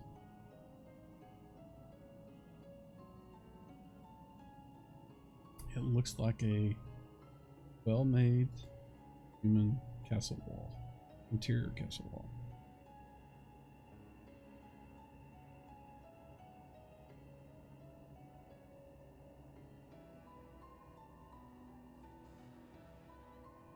Don't you see guys- anything on that side. You guys have stairs going up and stairs going back down to where you came from. Which direction do you want to go? Keep going up. Keep going up. Yep. Okay. I tell you what. If you guys want to take a, give me a few moments to get the map set up. Sure. All right.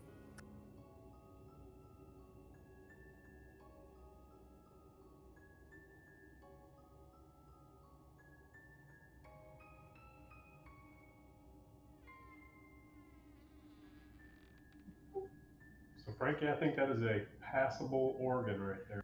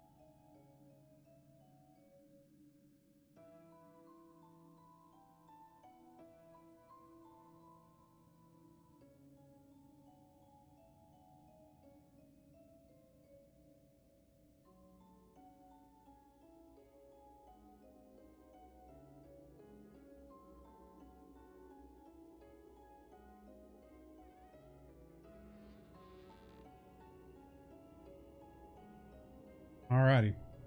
And let me put you guys. I'm gonna put you guys on the map before I reveal it.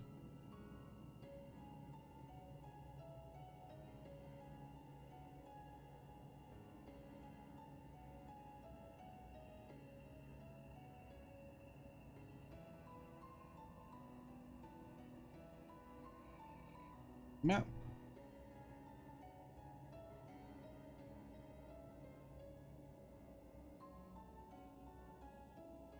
Let me know when you guys can see it. I can see it. I got it. Yep. Got it.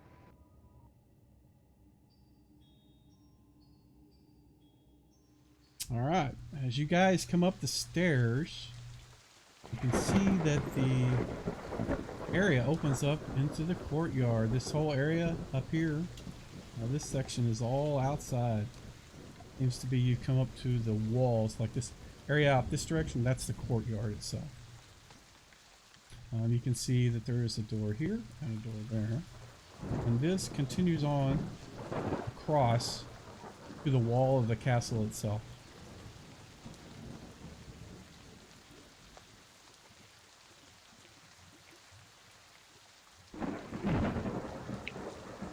We got doors. Yes, you do.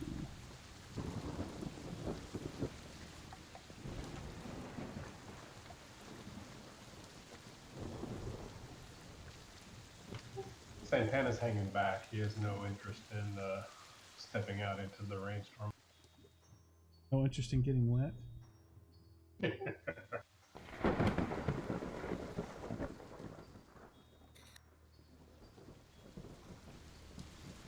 So what we is, don't have a the rest of- road, do we? No, you do not. We gotta use our trusty dwarven lockpick. Well, I'm in the back right now, but if I was up there, yeah, we're using the paladin lockpick right now. Okay, got it. Well, I'll go ahead and examine this door the only way I know how, and that's by opening it. Or at least Alright. attempting to.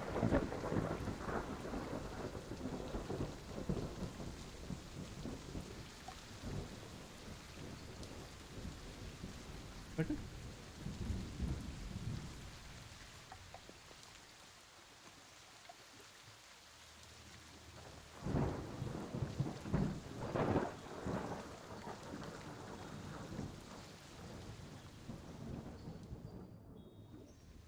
Right. So you're opening the door, correct? That's correct. The room.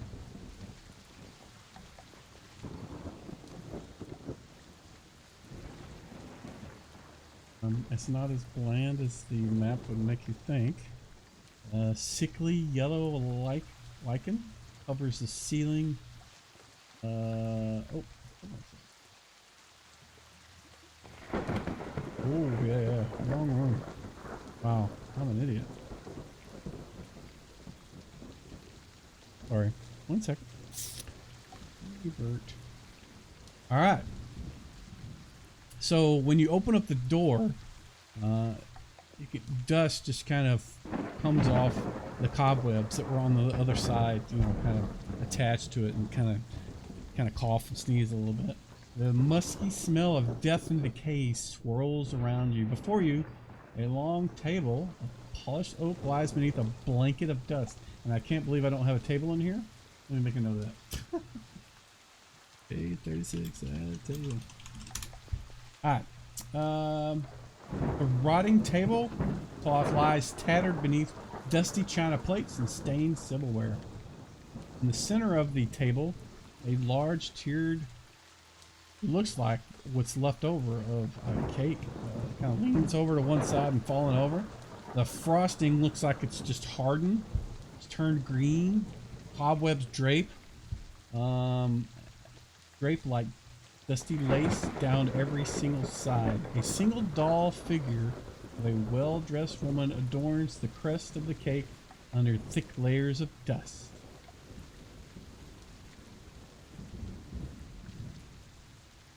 And it says,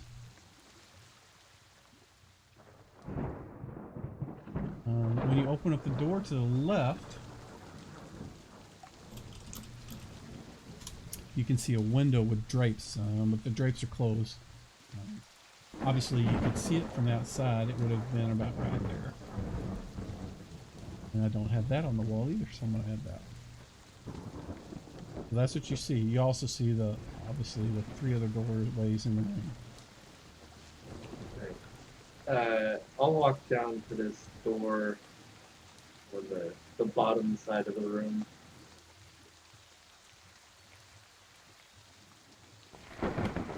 Okay. What is William? You're standing out in the rain. The guy with the torch went inside. What are you gonna do? Yeah, I'm gonna move in, stay with him like I have. Okay. What is Parafel and Avarice doing other than standing out in the rain? Just looking there. That's a balcony, I take it? No, it's a walkway that walks to the castle wall. And the only reason you can't see the extent of it because that's the edge of the map. But Okay. you remember the walls that went completely around the castle? It leads Uh-huh. to that eventually. Okay. It is probably... Actually, give me a second and I'll tell you exactly up you are.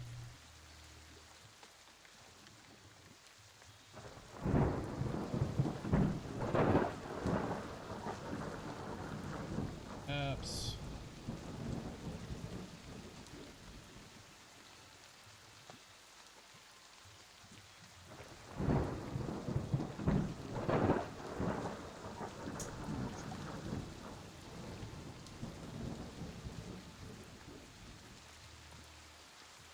Fifth floor.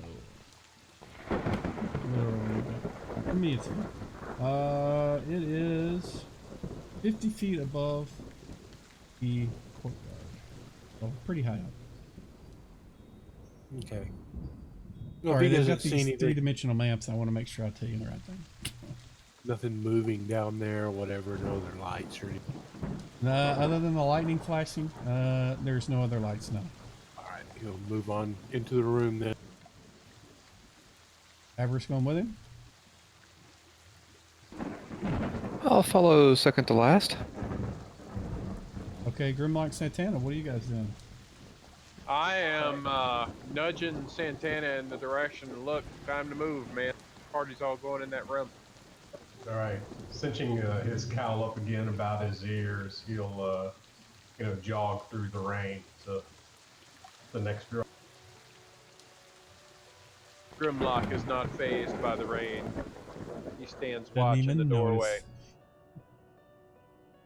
notice. All right. Right, As soon as I have eyes on everyone, I'll move over to open this. All right. Okay. The door is delicately engraved. Yeah, a door. Delicately engraved steel Oh, on that well, side. maybe I'll take a look at the engravings first.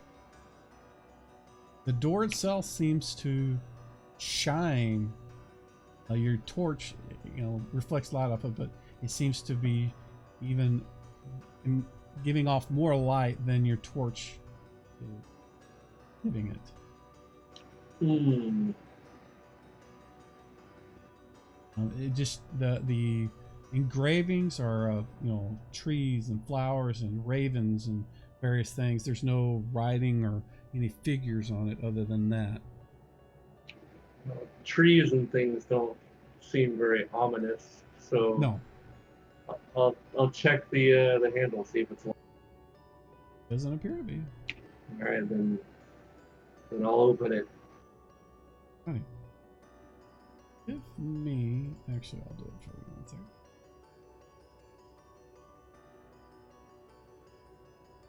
Can I do a spellcraft on the door? See if I can figure out if it's like magical writing. Well, you don't need to make a spellcraft check. With your experience, it would be something that would be obvious.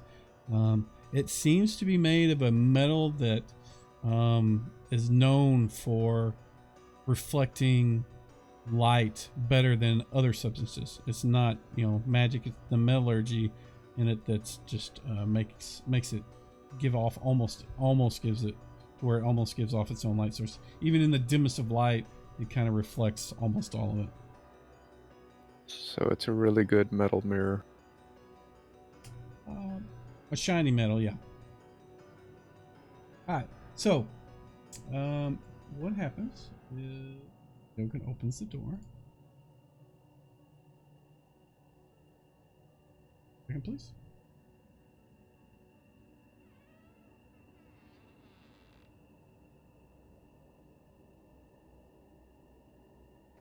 Sorry, I'll try to open the doors quieter next time. That creak was just definitely on point, wasn't it?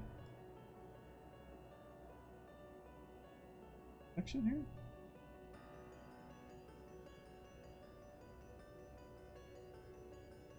Sure. Alright.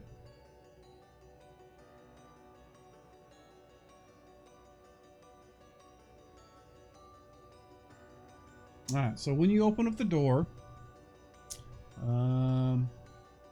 there's 2 alcoves on either side of the door, and they are pitch, and the alcoves themselves are like cloaked in shadow, almost unnaturally so. In fact, unnaturally so. And out of the darkness, these 2 wisps of black shadow reach out and try to grab Leogan, who is completely caught off guard. That's not good.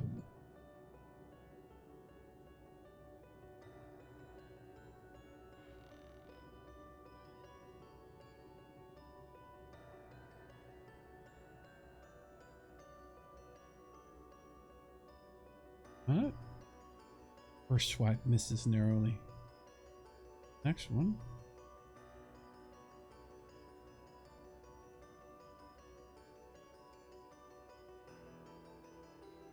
Misses as well. With that, everybody needs to roll initiative, please. And I will show the creatures. Because it is out of the surprise round. If you guys didn't catch that, he was caught. He was surprised. And I can show you a big scary picture of these things.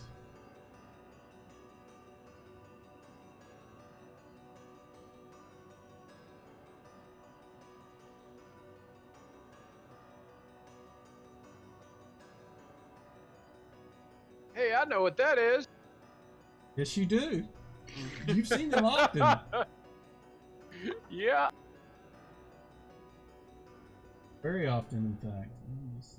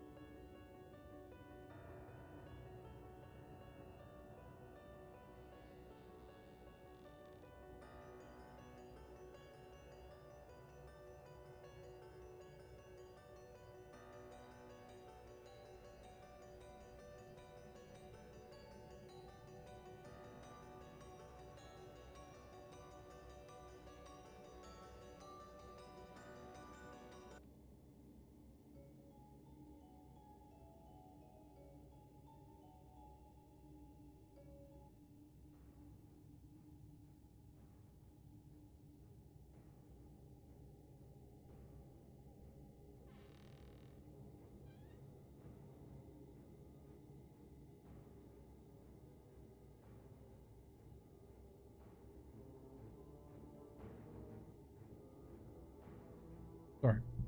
It was supposed to be fighting music and it sounds really quiet. That's lame. Let's see where we at. Looks like everybody's rolled, and we will start, I guess, with the Ogun. Looks like he is going first with a 2. So, 2 dark evil creatures. Yeah, can I take a step back and try to turn, or do I need to stand still? You are within, and actually I should put them here because this is where they're at when they swung at you. So if you unless you use a fighting retreat, which basically takes up all your actions, you can move a third of your move, which for you is like 1 when you do that, which would be 10 feet. But you can't move and turn because they would be able. I mean, you can, and let me say, qualify that. You can move, but they're going to be able to swing at you when you move out of their. You're basically retreating from them. They get attack opportunity. Yep. I will just stand in this doorway then, and clutch my holy symbol, and say, "Erroneous judges thee. Go back to the Shadow Realm." So what we want to do is do the turn. You turn as what level? It should hopefully be set up. We're going to use the tables because in Ravenloft, things are a little different than normal. Normally, I would let you target them and just hit the turn button. Okay. Sure. So what we're going to do is there's actual tables in the player's handbook and the DMG. So you are level what? I am level 6. So your turn is level 2? 3? Level 3, I think, yeah. Okay. So I can do the table roll. It's going to be secret, or you can. It doesn't matter to me. Or you can just give me a roll. Actually, give me a roll in the tower, and I'll tell you what happens. Okay. That's a D20.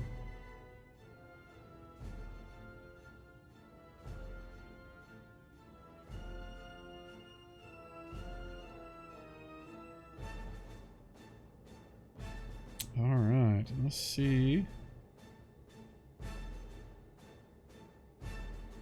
You hold up your, I don't know, what is your holy symbol? Your sword, your shield, or do you have an actual? I have it. It's right around my neck. It's a big medallion. Okay. It's like it's with a lightning bolt, if I remember correctly. Okay, you hold it up and call forth the light or aura of Heronius, but the creatures seem to be oblivious of that and continue to move forward.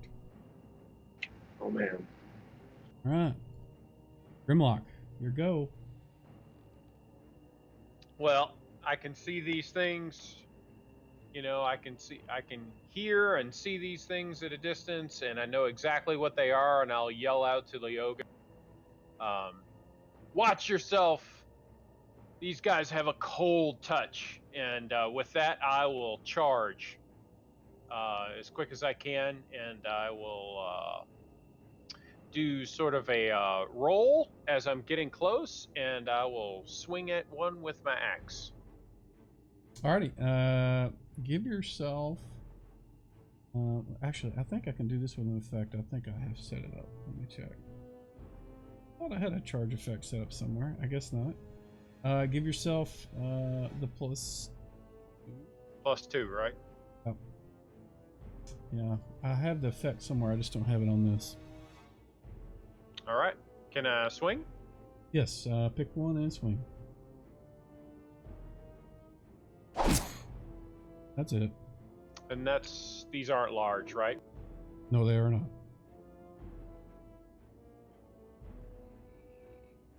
Oh, minimum damage. Minimum damage.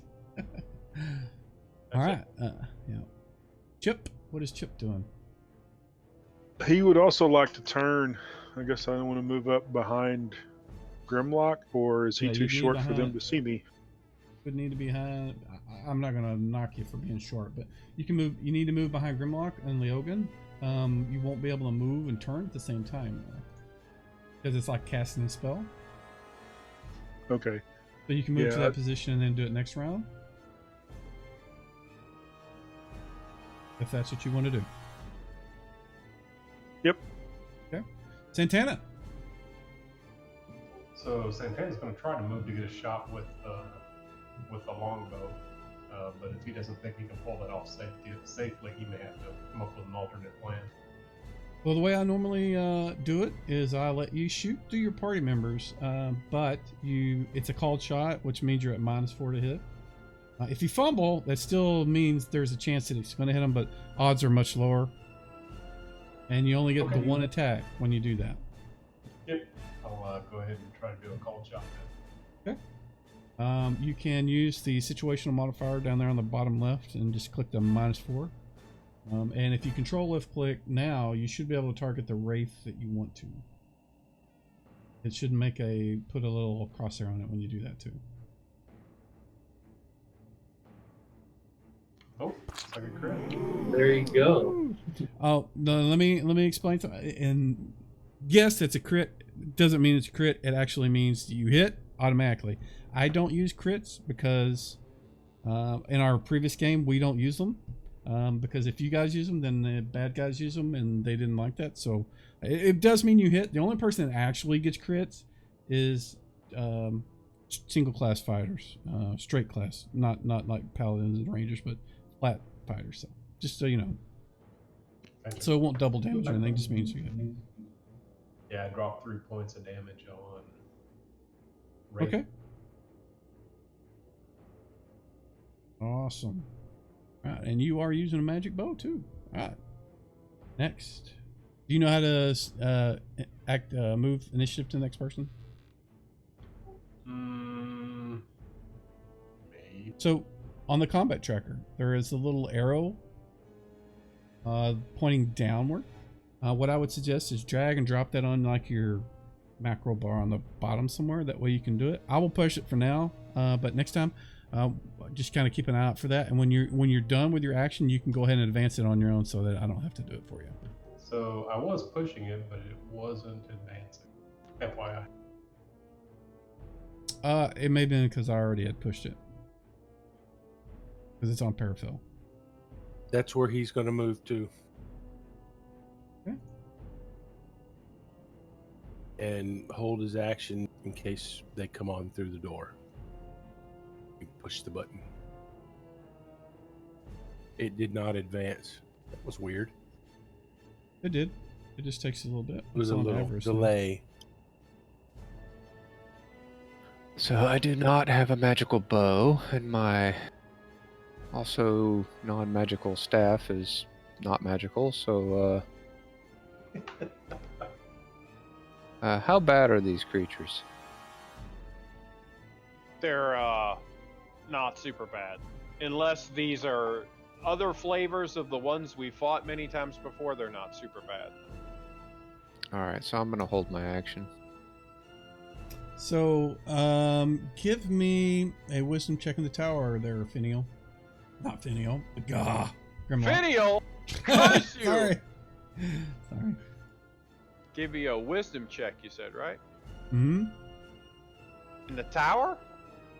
Yes. Well, I like the new tower icon. Very nice. Is it different? So, Yes, it is. these creatures look similar to the ones that you guys saw outside of the temple. Yeah. But they look darker and more ominous and not the same. I gotcha. Just to give you On a heads second thought, up. these guys could be pretty bad. Now that you've got a closer look. Yeah. Also, Leogan, you having a problem? You trying to... Sorry, I was trying to drag the initiative to my freaking taskbar. I didn't even realize it was flooding your chat. That's okay. No, you're fine. It keeps populating that every time I try to drag it. I'll have to wait till the round's over, I guess. Okay. All right. So Wraith number 2 is going to change targets from Leogan to Grimlock. Attempt to reach out.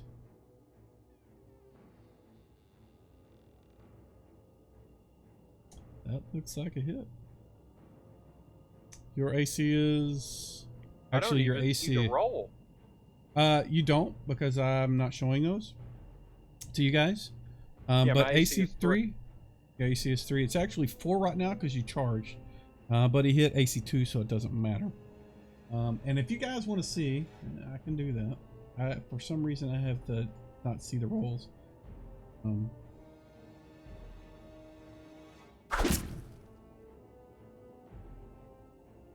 And he... I don't need to see him. We've seen him before, so that's why I was just out of the... He does 4 damage. And... Okay.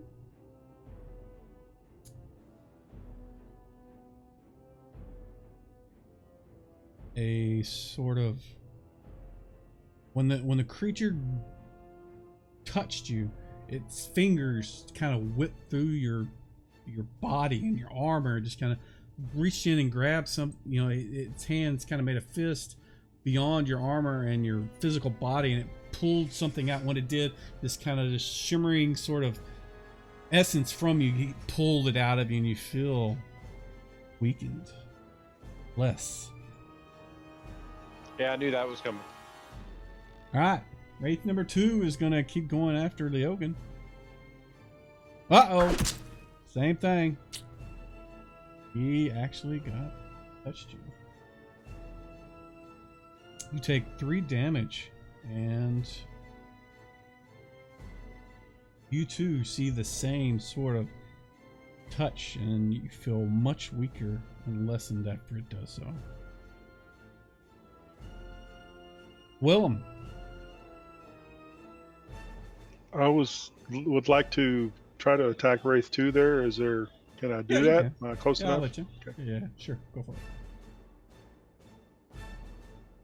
So I haven't played a fighter in a while. I'm dual wielding longsword, short sword, Let me look at your sheet.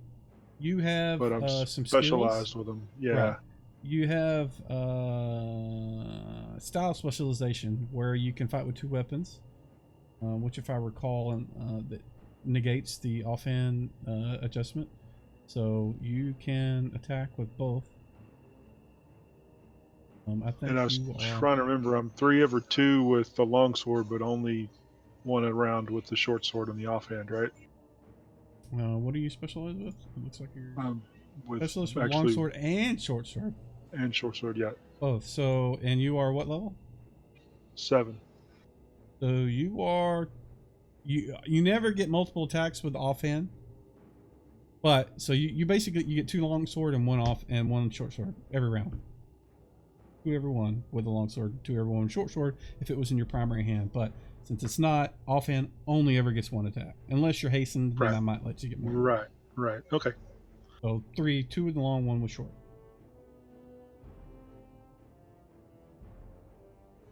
So here we go.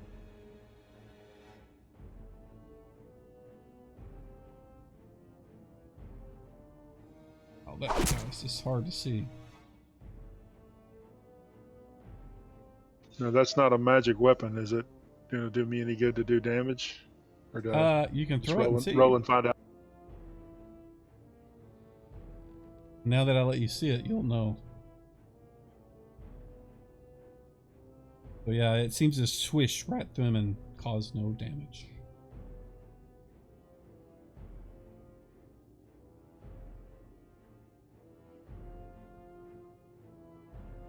And I'm you still cannot, attacking, so yeah. Yeah, you cannot do the damage with that since you know now, unless you really just want to do it.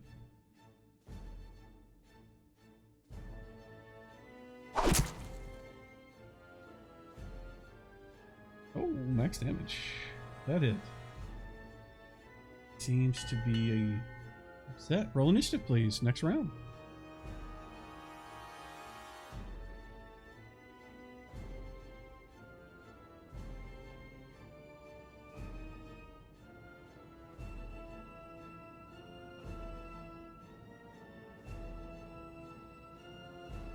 So these definitely appear to be much more dangerous than Finial or Grimlock initially thought. Just FYI. Just waiting on Santana and Chip. Yeah, I saw where Leogan, sorry, was able to prep for turning. I don't know, is that set up on this sheet or not? All I see is a turn button, not a intent button. It's for him. There's no prep. I mean, he may have just roll your regular initiative. He may have I made just an. typed it in. Yeah. And I will bring up the tables. And what level is he? 7? Yeah, he's 7. But I noticed because like a turn attempt can get disrupted, so I know with him I was thinking, well, he's got that preparing, so we'd know that it was going to interrupt if he got no. You can't get interrupted turning. I don't Gotcha. let that happen. I don't let that happen. Looks like everybody's rolled. Santana, did you roll? I had to roll a second time. The first time looked like it didn't go go into the chat box, and so I re-rolled it. And it's weird. I am. It didn't change your little thing to tell me you had, but we'll assume you have, since you said you did. Yeah, if you look over in the box over there above Chip, you see. Santana. Yeah, I see the roll. But I've got. Let me show you what I look at.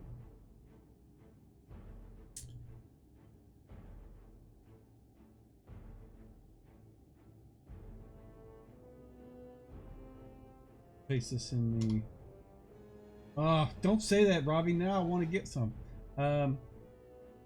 That's on the characters on my side. That's the way they look at the top. And see that red dot next to you, Santana? It looks like a D10 that says that you. To me, it said, "Can you do me a favor and roll again and see what it does? Just roll the same one you did." Sure.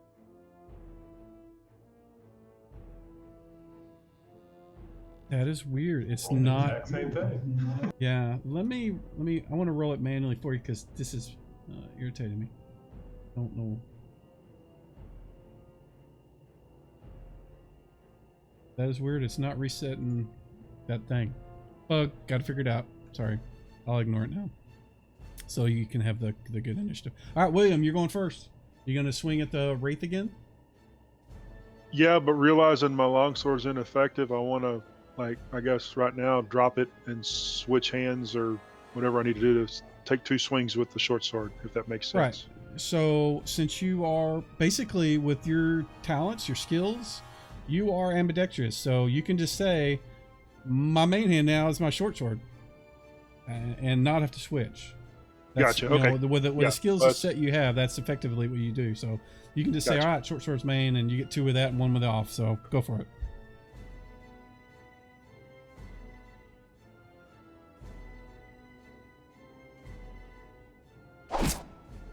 Yeah. Ah! That one vaporizes, turns into vaporous black smoke, and vanishes. Nice. You've got the all fan is too far, or you're too far to be able to get to the other one. That's what I'm trying to say. Yeah. So I'm done because I can't slip through Grimlock there. Okay. So what we need to do now is have Chip give me a D20 in the tower, please. Oof, a 2. His faith is not strong enough to turn these, and I told you what he rolled. He rolled a 2, so he did not turn them. Grimlock. All right, I'll swing at the remaining one. This is even round. That's your 2 attack round. Yep. Okay.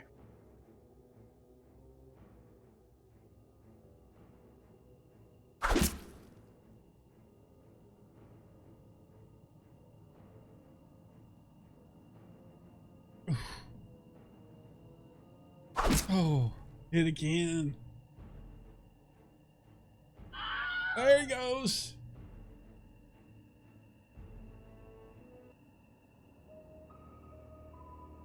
They both kind of turn into black smoke and just kind of vaporize when you kill them. Both dead, but their touch lingers with you and Leogan.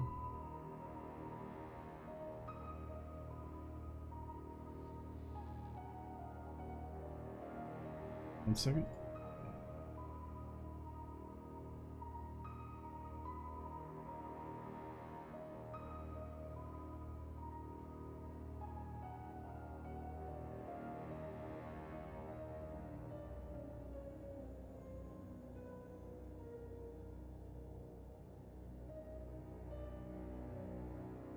All right. So, other than those and the door at the end of the hallway, that's all that's in that area. Did the unnatural shadows that were in the corridors dissipate? Yes, you killed both. I mean, the unnatural shadows were those creatures. That's what I figured. So yeah. The hall, the corners, the little alcoves. When you look now with the torch, it exposes it all. But It seems it's our just- sentries are gone, so I'll move forward. Okay.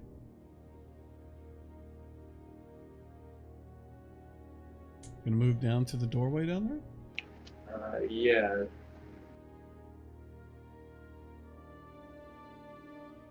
Okay, Santana, Avarice, and Parafel, what are you guys doing? Just following suit. Yep. Yeah. And Parafel's going to check out these two alcoves as he goes through the door. Starting with that one. Okay, 1 second. I messed up something when I did that short rest. Wasn't supposed to remove those things that it did.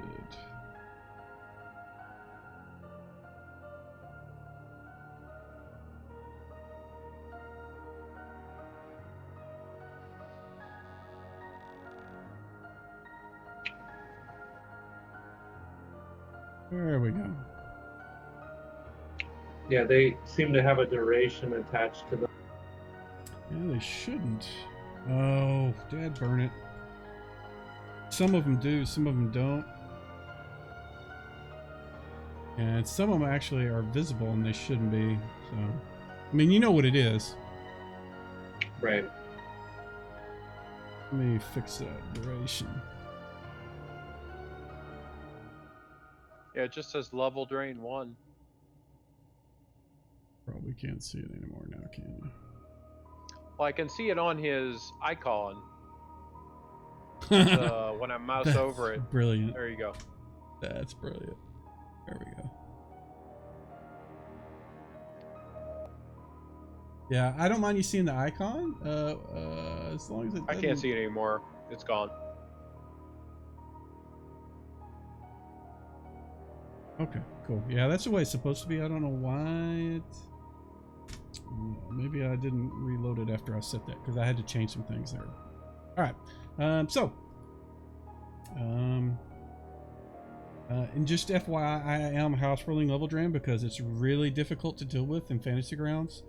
I think it's pretty potent. It's not as drastic as some people may think, but I think it's pretty sucky. Alright, and you are going... Parafel was going to examine the alcove? Yes. Correct? Starting with that one, but he's going to examine both. Okay, give me a d6 in the tower twice. And Leogan, are you going to continue to move down to the doorway while he's doing that? I'm gonna head down to the doorway, but I'm not gonna open it until everybody's more or less. Okay. What is Avarice and Santana going to do then? Just continue to follow? Yep, just keeping up the route. Parafel, you find nothing. Okay. Need to be empty alcoves, cobwebs, and that's about it. He will move on down then. Ready. Leogan going to open the door now? Does this door appear to open in or out? Hate to be that. It looks like it opens towards you, yeah. Dang it. All right. Then I will swing it towards me and take a look inside. Okay. Brave soul. Yeah. Looks like another set of stairs going up. Oh. Bollocks. Well, I think we had other doors to check, so let's do that before we start ascending or descending stairs. Santana's gonna go over and listen at this door to the Listen to which door? one to the pseudo north. Okay.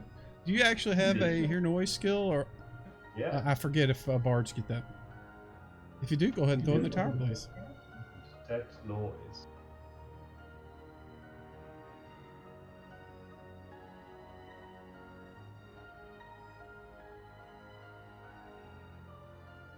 All right. Don't hear anything on this side of the door. Yogan. All right. Before we get to you, 1 second. Let me look at Sure. something.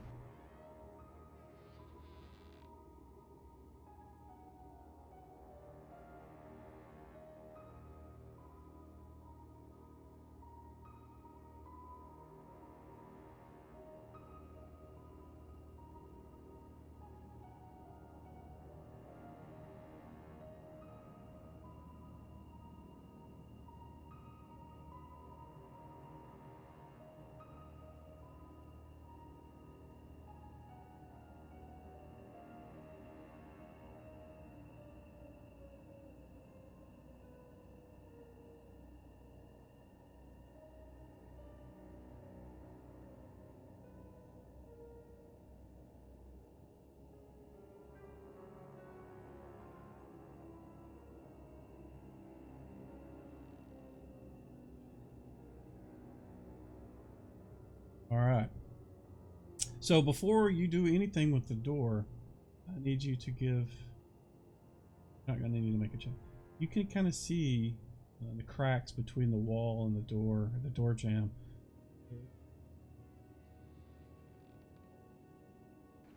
Can I see through the cracks or just see the? You can just see there's light on the other side. Okay, well, there's light. I will announce that. And then I'll go ahead and open it. Let's do it.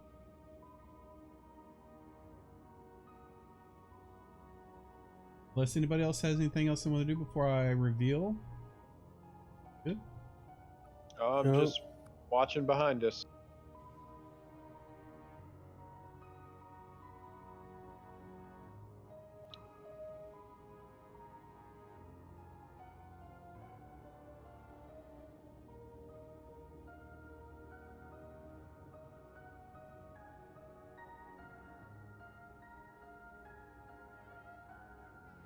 All right. So you open the door. It creaks loudly, and on the other side, you can see a blazing hearth. A fire that's just billowing, and it fills the room with rolling waves of red amber light.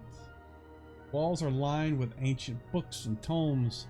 Their leather covers well oiled and preserved. It looks like this room has been occupied often. Stone floor is hidden beneath luxurious rugs of a deep patterned weave. A large low table sits in the center of the room, waxed and polished to a mirror finish. Even the poker next to the blazing fire is polished. Large overstuffed divans and couches stand in order about the room. 2 luxurious chairs face the hearth. A huge painting overhangs the mantelpiece. A heavy gilded flame. The rolling light and the fire illuminates the carefully rendered painting.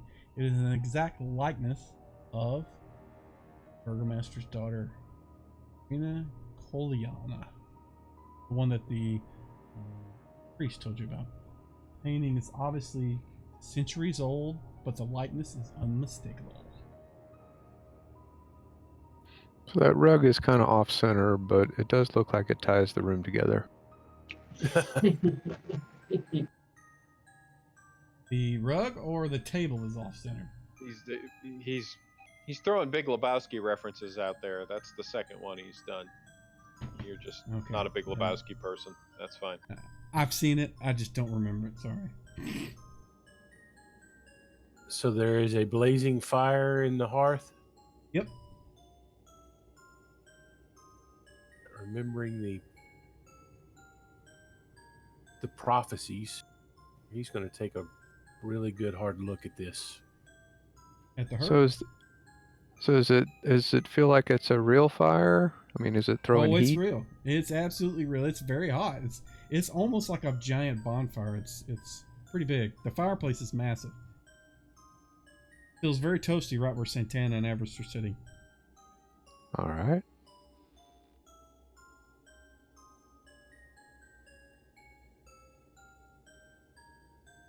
So what was Perifel doing? I'm sorry I missed that. So what is it? The next to the last prophecy that he put it. One of the lines says, "I see a blazing fire protecting the place." It's a car. But it's seek for a carefully hidden place of great worldly It wealth. tells of a weapon of light, a weapon with vengeance. You should seek for a carefully hidden place of great worldly wealth. I see a blazing fire protecting the place. And then something about a spade. So as you ponder what she said, you're looking about the fireplace. You look down at the poker. It seems like the poker is not something you could pick up and move. It looks like maybe it's attached to the actual fireplace itself. So he'll pull it. What You're could happen? grinding stone. And behind the blazing fire, you can see, the kind of passage open up behind it. But there's a blazing fire in front of you. Right. What is Grimlock doing? I am moving behind the party, and if the last guy would move into the room, I would stand in the doorway of the room. But Chip is not here. Chip is not here. That's a secondary character that Rob's having to deal with. So. Okay. Well, I am standing inside of the room now, looking out in the room we just left.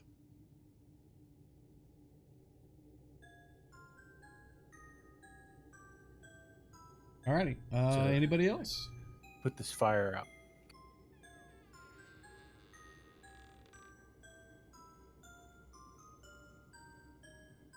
How are you going to do that? I'm looking. Seeing how much water I have. We douse it in holy water. No, I've got to Use the rug. Yeah, we can try the rug or throw some water on it in the rug. Or the table. Isn't it raining? Do some buckets. We can take the rug outside, soak it in the rain. It's just 20 feet away. We'll soak the rug in the rain and then throw the rug over the... I love you, man. That is so practical.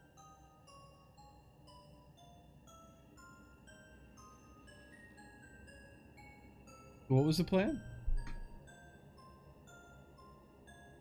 Take the rug out in the rain, let it get all soaked, and then throw that over... On the top of it? Yep, and then kind of jump on it to smother it. Maybe a dwarf could do that. Alright. I don't like that plan.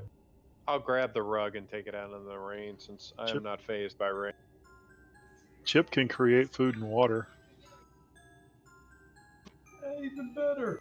Water being the key thing. Yeah, Like just 7 cubic feet of water. conjure it full of water. How much water can he create? 7 cubic feet of each. Food and water. Whoosh! 7 cubic It immediately goes out. That ought to do it. If that's what you're going to do, just tick off the spell. Yeah, that's one of his powers that he's got listed here for his thing. Yeah, just tick off the power, and then the next time you rest long term, it'll reset it. I think it's a daily thing. 7 cubic feet. Yeah, I don't see a way to tick it off. Like, let me look. Should I just cast it? Will that do it? Maybe. It should. It's been a while since I looked at this character sheet. I did not hit plant growth. I don't know what the hell happened. So did you make food along with that water? Yeah, I think it makes both Awesome. at the same time. A bunch of dumplings and chicken and water just pouring out onto this fire. I don't see. It's gone. No, where is it? Let's go to the power section. Oh, it is there. Yeah. Hold on. Maybe it's not. It's got to be daily. He just didn't set the value. So yeah, there we go. And now we took off one, and there it goes. It's gone. There we go. Yeah, he didn't set the value on it, or something didn't. I don't know. I don't know if that's from... Actually, I think it's from the deities book, so it may not set the count on it. I'll have to look. Alright, so the fire goes out. The passage behind it is open. You guys can kind of see into it now, so I'm going to reveal that.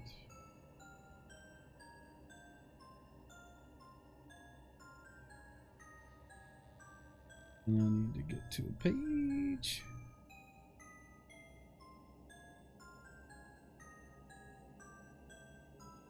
Alrighty, so this room is kind of smoky because of the fire that was burning right in front of it. But you can see through the smoke glints of gold and silver and copper coins scattered around a closed chest. Fitting on the chest are of great workmanship.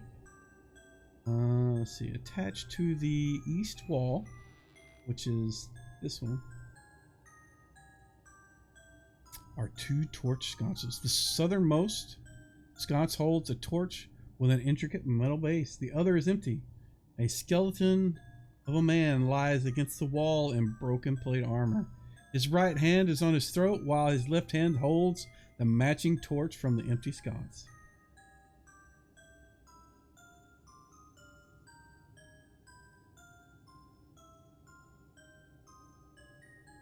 Looks like he triggered a trap. Sure sounds like it. I think dwarves can breathe pretty much anything, right?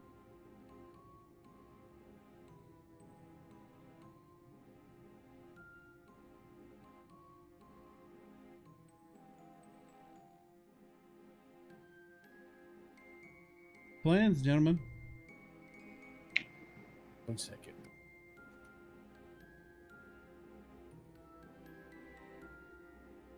So that torch is like the same kind of torch that's still in the other sconce with the Yep. metal banding on it or whatever. Okay.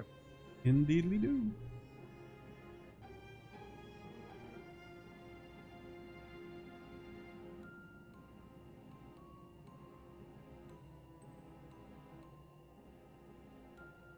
Plans? We all quiet, guys. I was reading something. Okay. Reading the prophecy thing again, Gotcha. just to see if there was any more. Shall we put the other torch back in the sconce? Maybe he picked the wrong one. Says it's a weapon of light. Maybe you need to put them in there and light them. That makes sense to me. Sure. All right, Paraphil will do that. He'll go. He'll take the sconce, the torch the guy's got, put it in the sconce. He will attempt to light both of the torches. Okay. One moment.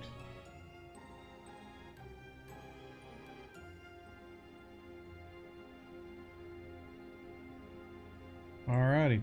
So before you even have a chance to attempt to light it, another secret passage opens up. Here. Oh wow! And 1 second.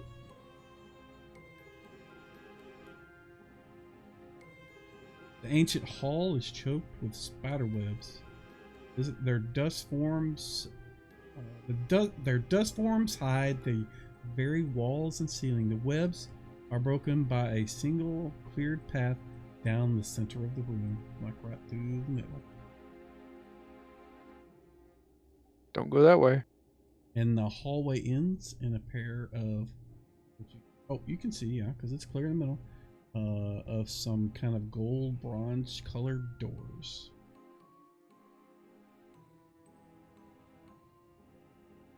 Well, I tell everyone what I see.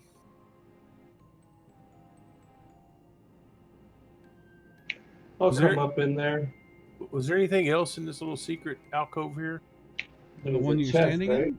Yep, Yes, there's a I chest thought and there some was coins. a chest.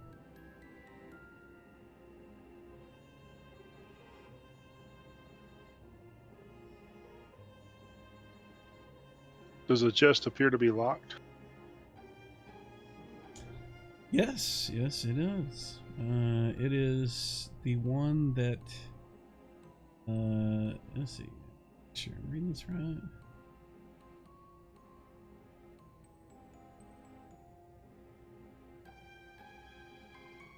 It is not. It's just a very finely made chest. So how many traps does it have on it?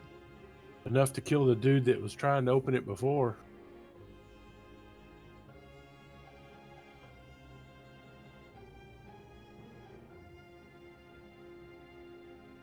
got a passage to the south, and you got a chest. Do I get the torches lit?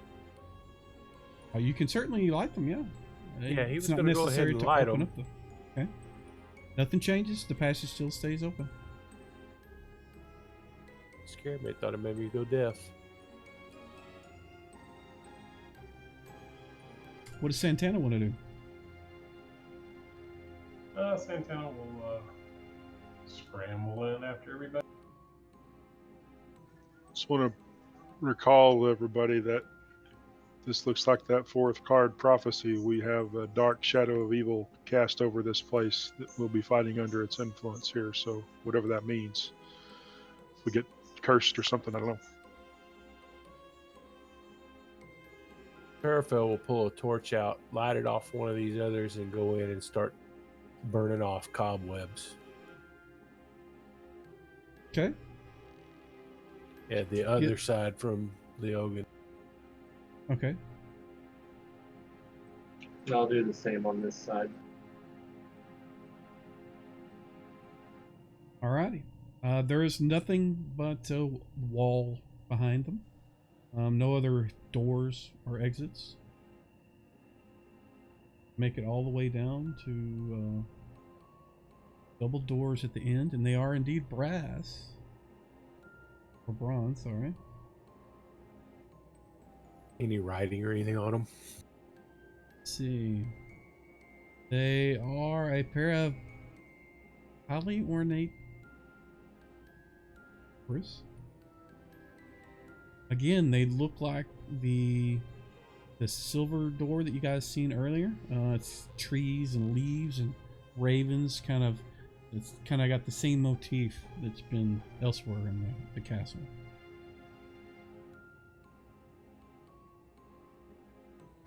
Maybe we can move the chest out into this hallway and try to open it here. Because I have this strange feeling going to be locked in there, and then smoke is going to fill that room.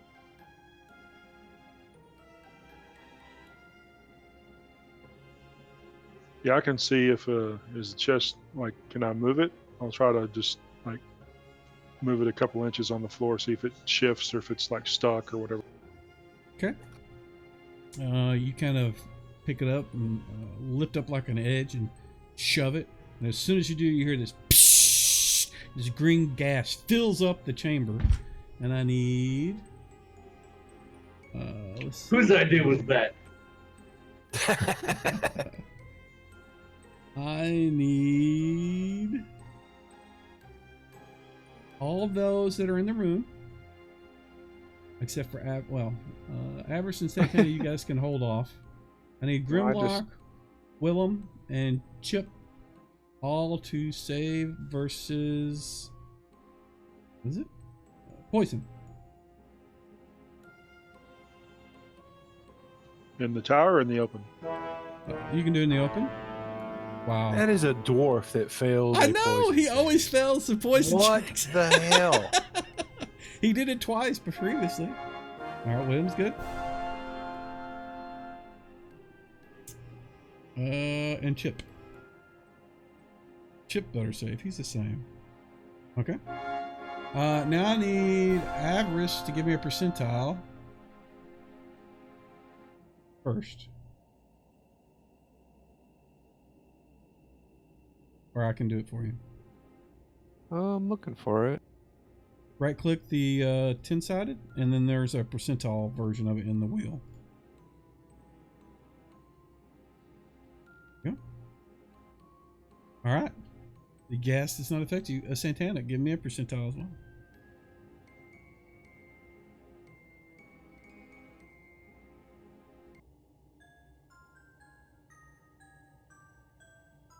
Call that an 82. I did it wrong.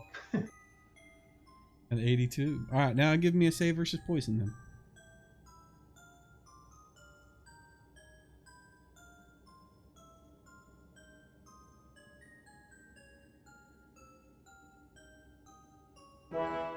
Alright, so I believe the only people that saved are Avarice, Chip, and Willem.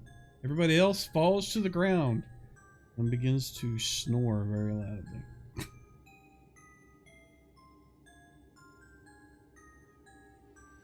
You put an elf to sleep? Half elf. Ah, there you go. Oh, that's why I had him. Got the wrong half of it. Yep.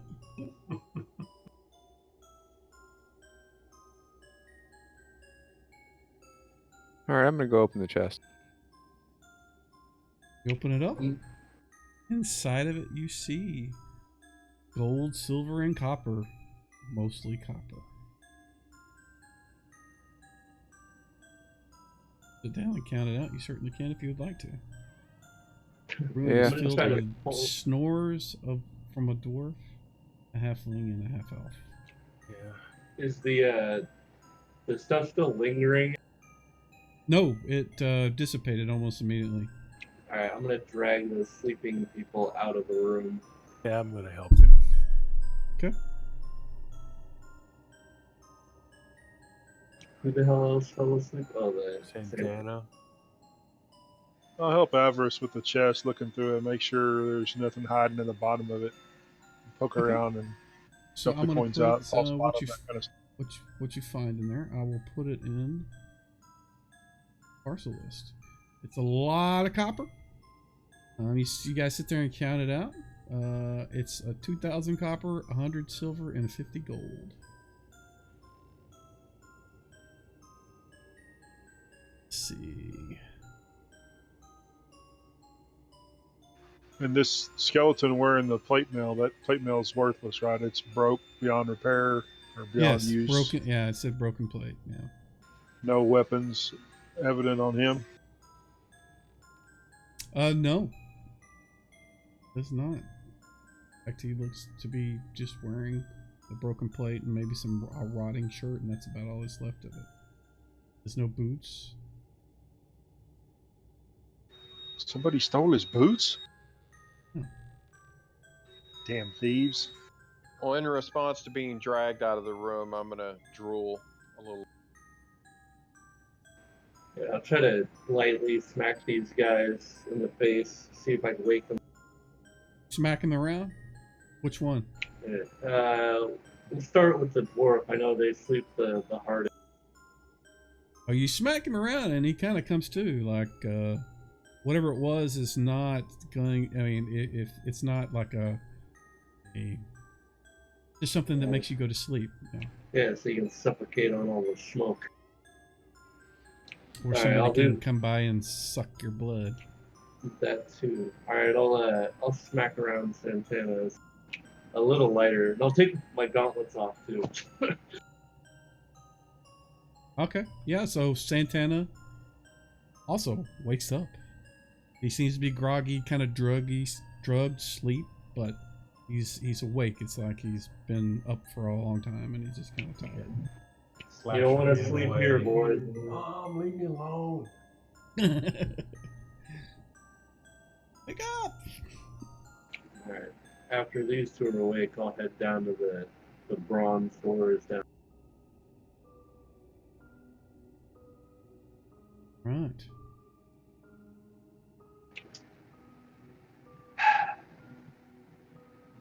Is everybody ready for this?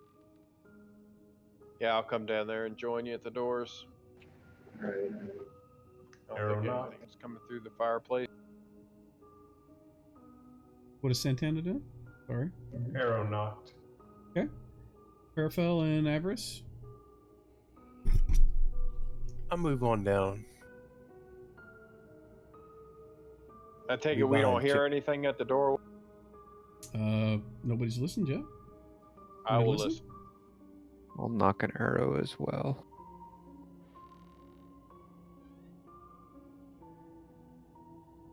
Now Grimlock doesn't hear anything. Sounds deathly silent.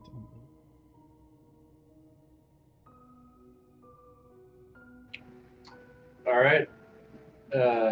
If we're good, then I'm gonna open this thing. Let's do it. Alright. Sword at the ready, and I'll shoulder this bitch over. Second. I'm gonna give you the description before we start. I Dusty half cob- expected stairs. Yeah. Dusty cobwebs fill the area. Their smell assaulting your senses and obscuring your sight. Deep pools of darkness lie above you as you attempt in vain to penetrate the spidery veils. A single path leads into the center of the room where a rope dangles from high above.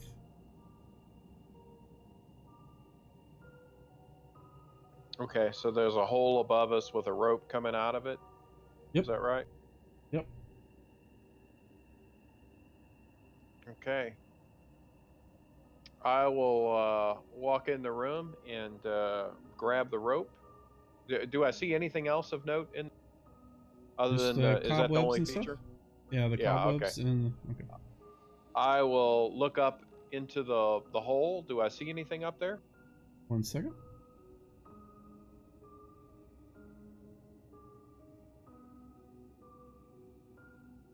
You That's move into the room. Imitation. You move into the room. Look up to the ceiling. You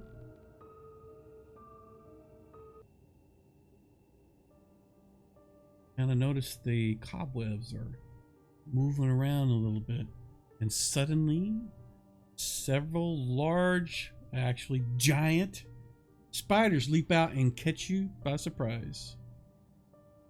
Only one of them is next to you, but I'm going to reveal them to everybody else.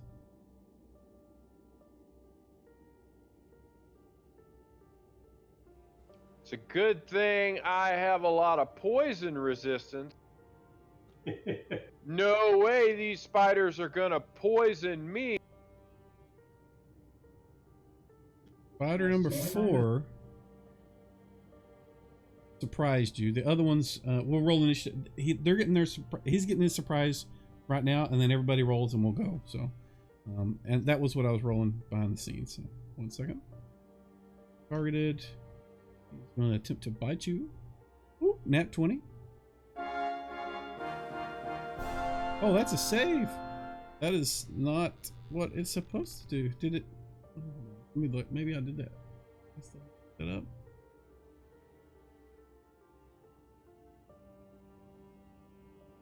Back. So whatever it is, you're going to save from it. But maybe that's all they do. If he even hits you. He would have missed anyways. I don't know why I have it set like that. I'm gonna have to look at that later. But so he missed. We're gonna move this guy. Everybody can roll initiative now, please.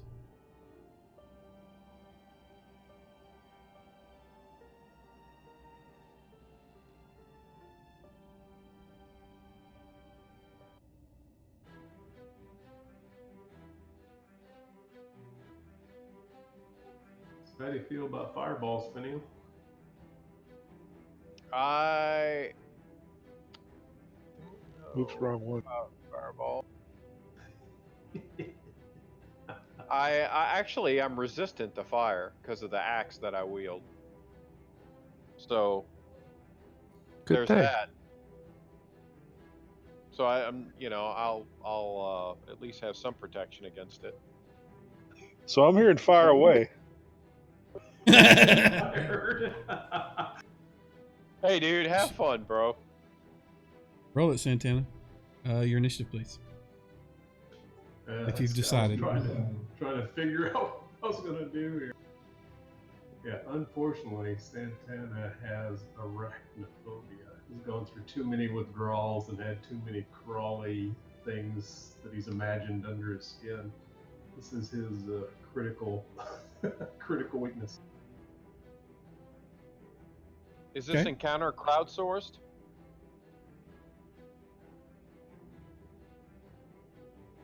I Tell you don't what, even know. Santana's gonna just automatically. He's going to take a round of inactivity since this is his critical. This is actually listed on the sheet as a critical flaw.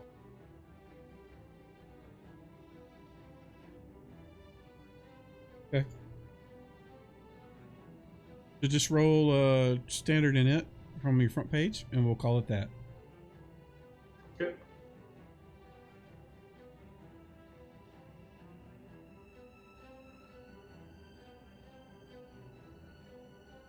Alrighty. Santana's going first. You going to panic? Yep, paralyzed in fear. Okay. Chip.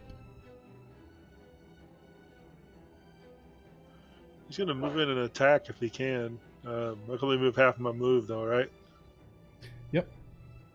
And if I am not mistaken, his move is 5, so he can move 2. Yeah. He can move 20 feet. Let me lock your character so you can measure it. There you go.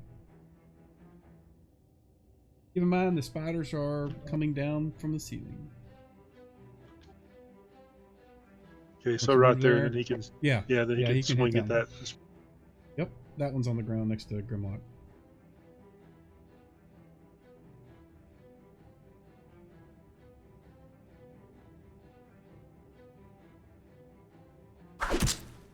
That's a hit. Are they considered large? I don't think they're literally large. I think they're just. Right, Oh, they're they not are. size Yes, class large. they are. Oh, they are. Oh, They are Shit, 8 yeah. foot in diameter. These D8, are brother. giant. These aren't large. These are not playing around. Which I will remind you, they are very deadly. By the way. So remind me who Chip's. I thought you said Chip wasn't a character or something. Like he's just an NPC. That is Bill's character. You know. Cleric. That's their cleric. That's our healer. Yes. And Robbie's moving him. Yes. Oh, I thought you said you didn't want us to do that. I didn't, but I don't have time to mess with it, and he's familiar with him, so I'll let him. Understood. Leogan. All right, so I'm gonna step up here and swing at this 8-foot insect or Go for it. arachnid. Yeah, they're large. All right. Remember, use your D12 when you, or whatever your large damage dice is if you hit them. Yeah. All right. So first I gotta hit. Let's see if we can pull that off. No! All right, move it to next if you can find it on the thing. Yeah, I got it. Grimlock. All right. So this is my 2 attack round. Yes, it is an So even I round. will. Yep, I will swing at the spider. That is a hit. Oh my lord. Kills it right off. Hell Well, yeah! There's nothing else near you, so that is the end of your round. Okay, that's it for me. William. That was almost max damage. I saw 2 Can I- 6s at least. I can move through party members, right? Yes, you can. It takes you. It would take you, instead of being 5 feet for each square, it's 10 feet. But yeah, I mean that would. I want put to you move at 20. there and then attack something. So you can attack the one that Leogun is swinging at because it's already on the ground, or you can try to get the other one, but he's not down yet. You want to wait for him to come down? You can. So I just get 1 attack though, right? Yes, because you moved.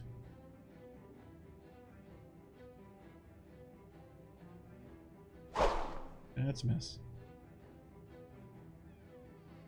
Fair fell. All right.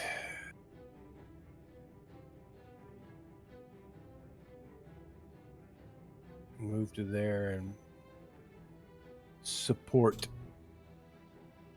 I know he's already dead, but he was moving in there. Okay. 1 second, please. Let me go ahead and advance it. You can. I'm going to tell you right now. As soon as you move to that. Whoa, whoa, whoa. Where did this one come from? I think is that where you from? So as soon as you move there, you notice there is a crack where you can see that air is coming through and blowing the cobwebs there. All right. Has the appearance of maybe a hidden passage. So, this other spider is going to jump down, target Grimlock, and attempt to bite him. And misses. That one's dead. This one's gonna leap down and skitter across the floor. Attack Barnum. That's a hit. Oh no! Take full damage. And either I can roll the poison save or you can. I think let you me should roll a do it. dice. Yeah, you need to roll this one because it's Poison, not right? good. Yes. Save or die, right? Yes.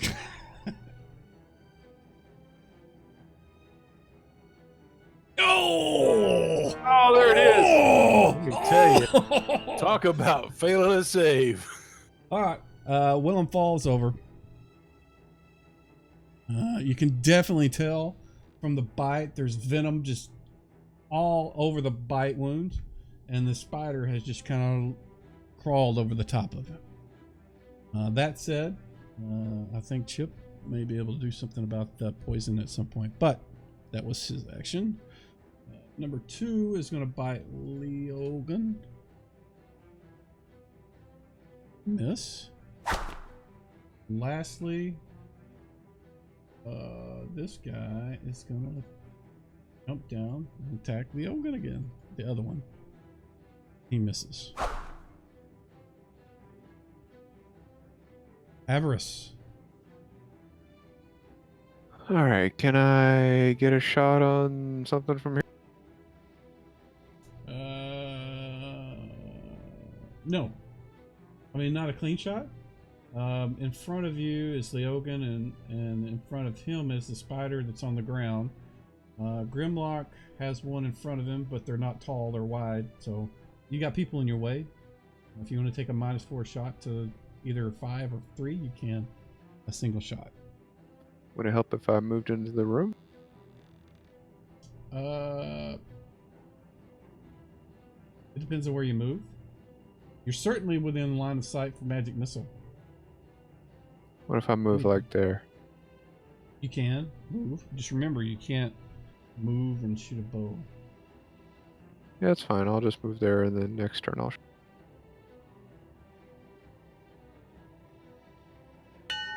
All right, roll initiative, please. I think. Are you looking at his spells, Rob? Yeah, 4th level. He's got neutralized poison, but it's not memorized. It's cure serious wounds. So Santana does have a key to ointment. So do I. Okay. I don't know if That's that what I does was gonna- anything, but there is. If you read the description, I'm pretty sure it does. I'm giving you guys Yes, a it does. single round. This is it. If you don't do it, I mean, you can tell he is, literally dying before your eyes. So, just Shriveling waiting on up Chip as to- we speak. Yeah, all you guys that haven't rolled, please roll. I see lots of red.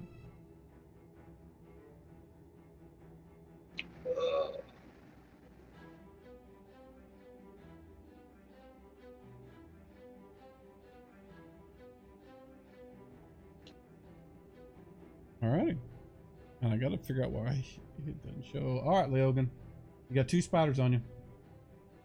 Yep. They're gonna have to do what they're gonna want to do because I'm gonna try to lay on hands on Willem here.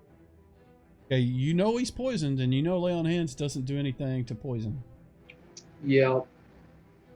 I don't have any way to deal with the poison though, so I'm just A trying couple to. of us have Keegan's ointment though, so I would Okay. just worry about the spiders. then I'm gonna do it to myself because I'm still hurt. Okay, alright, you certainly can. Apply it to yourself.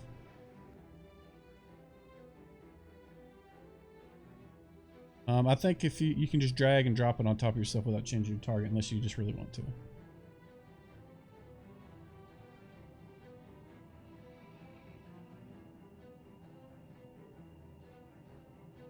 Awesome. All right.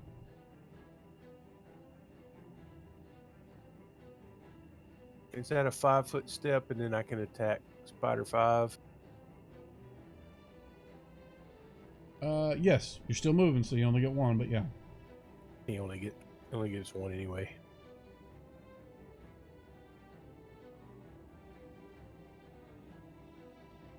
And I miss.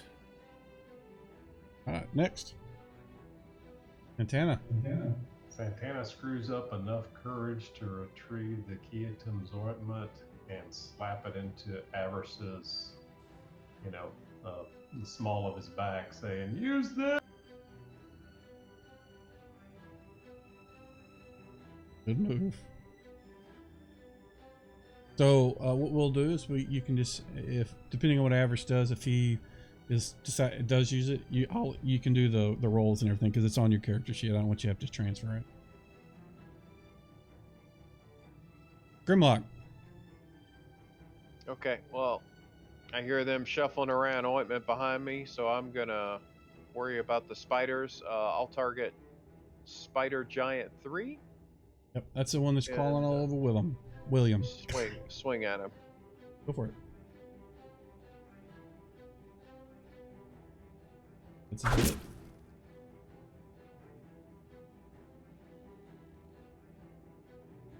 That's it for me. All right, you know what? Why doesn't this map move? Guys, I think I'm gonna have to go back to using the DM version of the map. Chip, what's Chip doing? You know, swing at that spider too that's on William. All right, go for it. Are you William or Willem? William. Okay, because I keep calling you Willem. Will I am. Okay. Well, Chippy missed. Avarice. All right. Do I need to depoison somebody? That would be what Santana is asking you to do. Right on. Right on. So I'm gonna. Santana's well acquainted with poisoning. He actually unintentionally does it to himself all the time. Aha. And it's the clown on the floor you're worried about. All right. So there's a clown. I will take the ointment of poisonous and apply it to the scary clown, but not Okay. not in the rectal orifice. On the bite wounds, yeah, on the where he got bit. That's fine. So, Jeff, looks like you only have one use of that left, so you can go ahead and just delete it. And I will do the heal part of it. So, since your round has already expired, William, you won't get an action. You'll be able to next round, but Right. you aren't frothing and twitching on the ground, dying. So, Yay! yet, although all the spiders aren't dead. Oh, there's maybe more it'll happen spiders. Yeah, I again. know. Number 5 is going to keep swinging at previous target and miss. What is this guy on? He is on. Oh. He is going to go back for William. Shenanigans. I call shenanigans. Give me a save versus poison. All right, here we go. Oh, wow. Hey, you're getting better every One better. roll. This is gonna be good. William Is anybody falls watching down from wanna another wound. Give me a rerun. Anybody out there at Twitch land, he needs a reroll.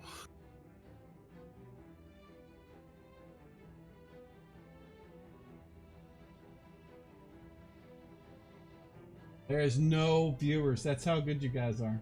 Yep, we suck. Nobody's watching. All right. So William falls down. Number 2. Spider is going to continue attacking. Oh, nat 20. Nice. That's always a hit. Leogan, give me a save versus poison, please. God, these guys are brutal. Real good, brother. Nice. Oh, Failure. holy crap. Wait, -1. Oh wait, because of you the, are under an level effect. thing. Yeah, it's the level drain. Yep. Yeah.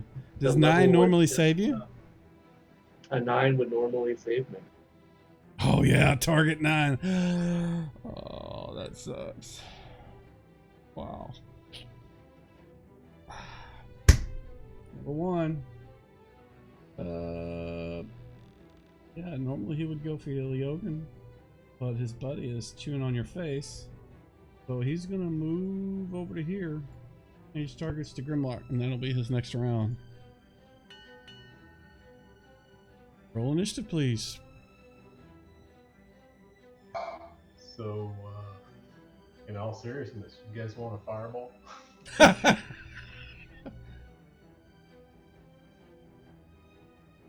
One second, Mike. I'm looking at something.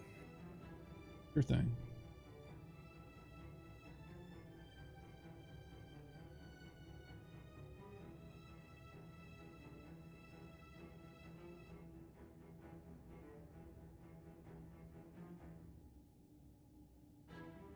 Oh, what the hell? So who else has Keegan's ointment besides me? I think just you, bro. Okay. Just you, brah. Where did this ointment come from? Something that Santana's had since the last Yeah. campaign we were running. Same. Ah,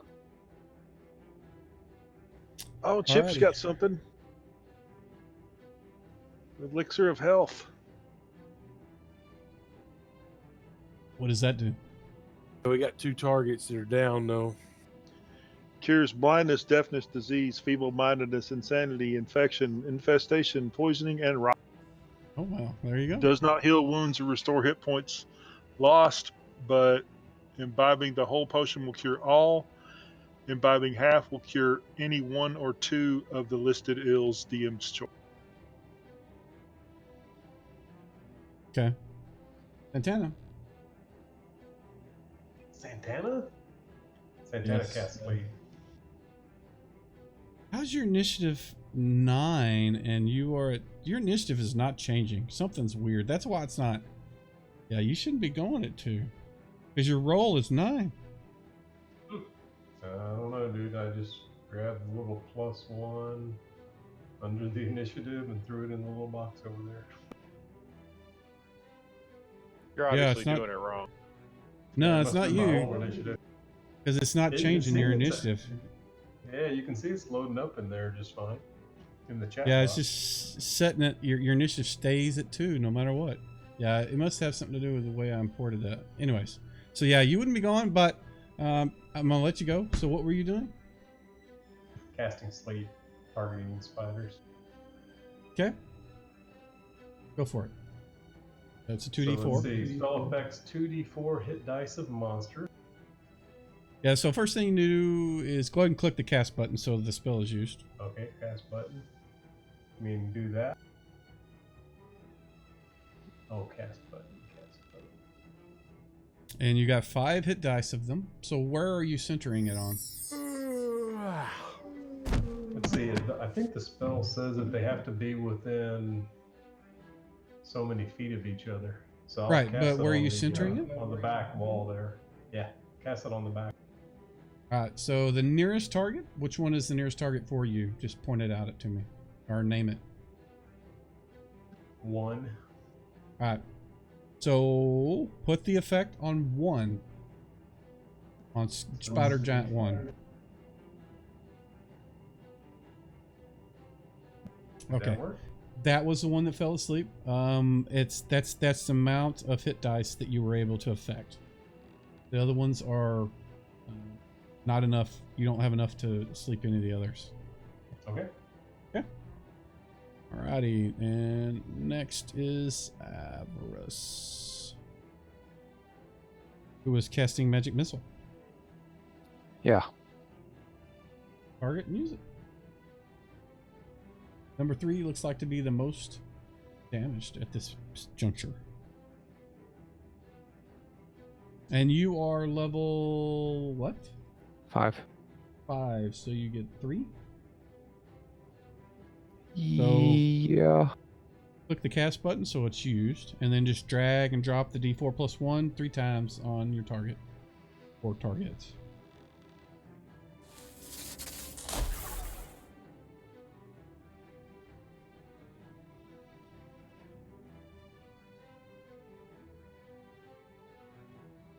Come on, man. There you go. There you go. Finally rolled something other than a 1 or 2, man. Even last game you were rolling terrible with that. All right. And our next is Leogan, who is out.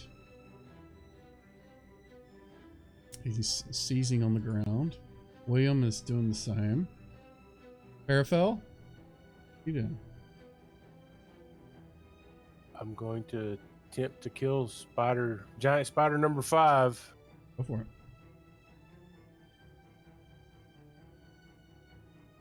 That's a hit. Oof. These are large. These are large. Use your 12 side up.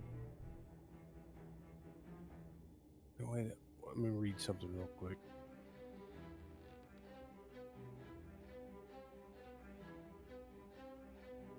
I was wondering about the weapon, if I could discharge on that or not. If you want to do like the shock part of it, I think Yeah. it has like shocking grasp effect. Is that what Yeah, you're talking about? shock. It's 1d10, struck in melee combat with no saving throw. So he's going to add that d10 on there as well. Okay, do that and knock a charge off when you're done.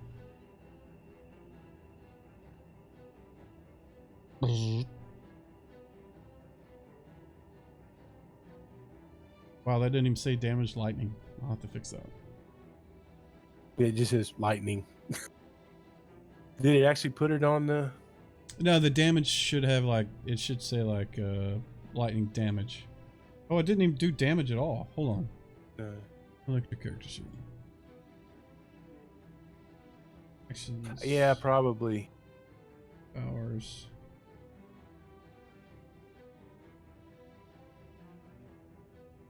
Oh, he must not have done the damage. You didn't Well, do that. because one of them is a... You just clicked a charge usage. You didn't do that. So drag the little red Is it the D10 small plus one? 6. Yeah, if you mouse over, it'll tell you how much damage it does. You want the one that does the D10 plus 6. There you go. I was wondering why there was no damage. Yeah, it's a D10 plus 6. All right. And I think you've already knocked your charge off because you clicked it. Yeah, so. I did. Okay. All right, and so our next, this guy is going to move.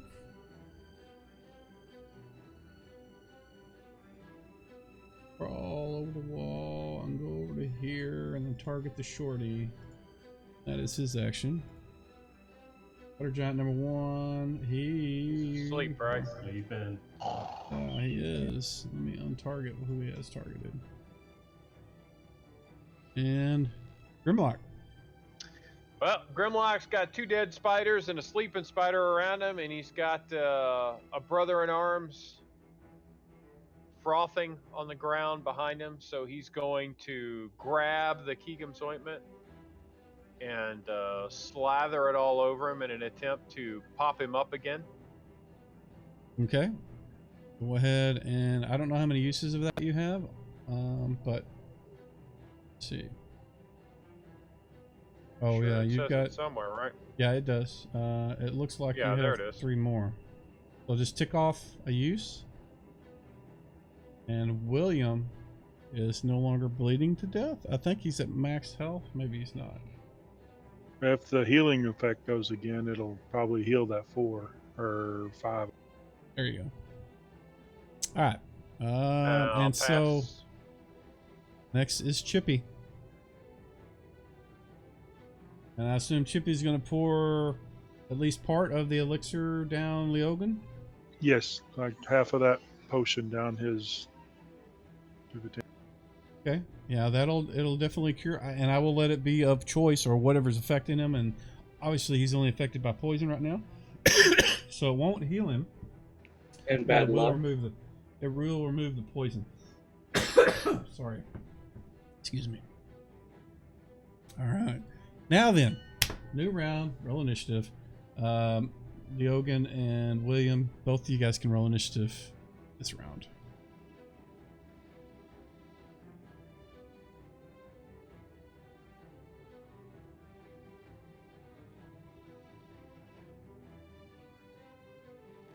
Avarice and Chip. Santana still at 2. Amazing. Yeah, I can't. Yeah, it's not even adding his effect for rolling because it doesn't know. Something's, I think his, nah, I'm not, I'll start talking about it, I'll start thinking about it. So, Santana's casting Magic Missile. Go for it. No, sleep. Yeah, I think he's actually going to have to take a step to get a shot in. Don't know. You can shoot the one sleeping if that's what you're doing. You can't move and shoot cast. Yeah. Okay. Then I'll just Move there. Yep. Yeah. If it was a wand or something, you can move no more than half your move and then activate it. But casting is a full sort of. You start it soon at the beginning of the round. Right, and I guess you're done. Grimlock. It is an odd round. You have a sleeping one next to you, and one that's not in the back corner. So I will move over there and attack the one that's not sleeping. All right, go for it.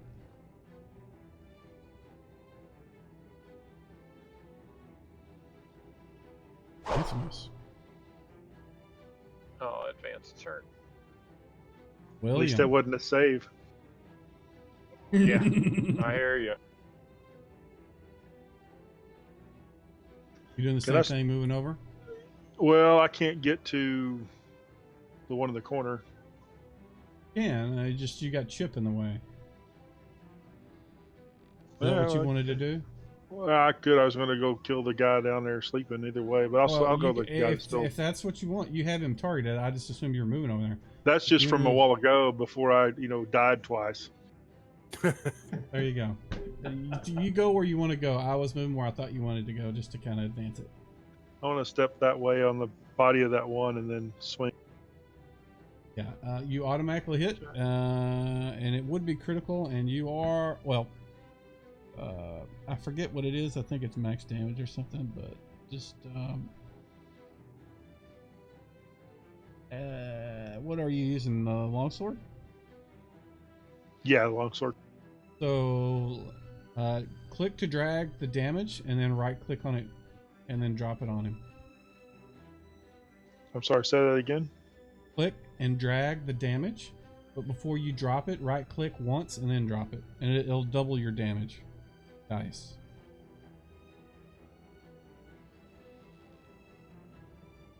There you go.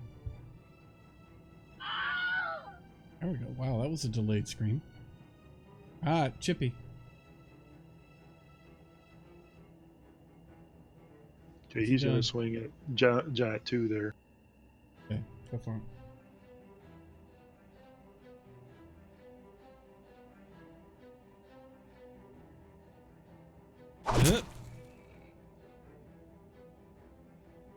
1, 2 damage. Massive. Awesome damage. Yeah. Avarice. Spider's right next to you, man. What are you gonna do? Yeah, I clicked on the the thing to do sleep, but I realized I don't want to do. So, because that would be not so good. So I think I'll just. Well, you know that sleep won't affect your party members because they're all higher level than your spell would affect, including yourself. Yeah, but in fact, you're 90% immune to sleep.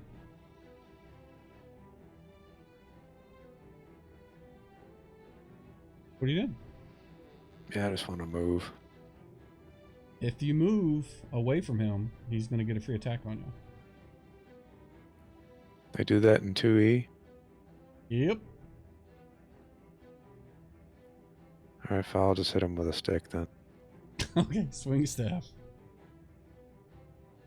And Legolas arrow through one of his mini eyes. Stab him with an arrow.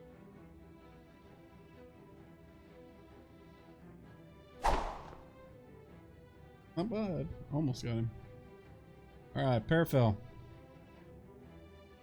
Well, there's nowhere to step in there, is there? Not really. Hey, that secret door was right in that area, right? It's in front of Rimlock. Oh, so I can't like try to open it from Mm. there. I will just hold my initiative and move on to the next person. Yogan. Can I hit him from right here? Yes, you may.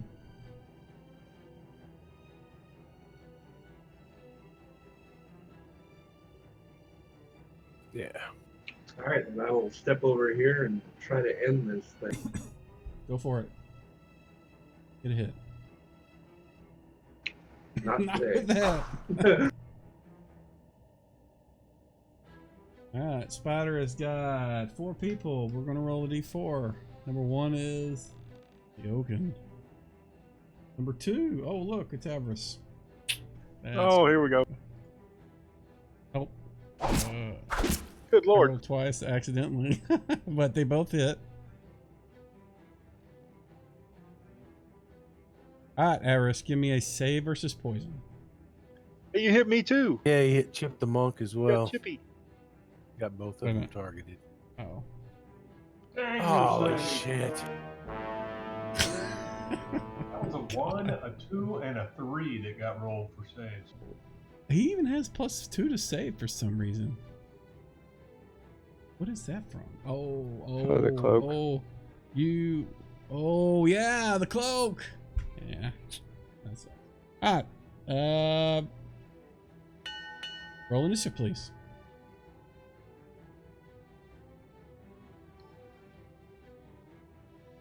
If you're unconscious, you don't have to roll.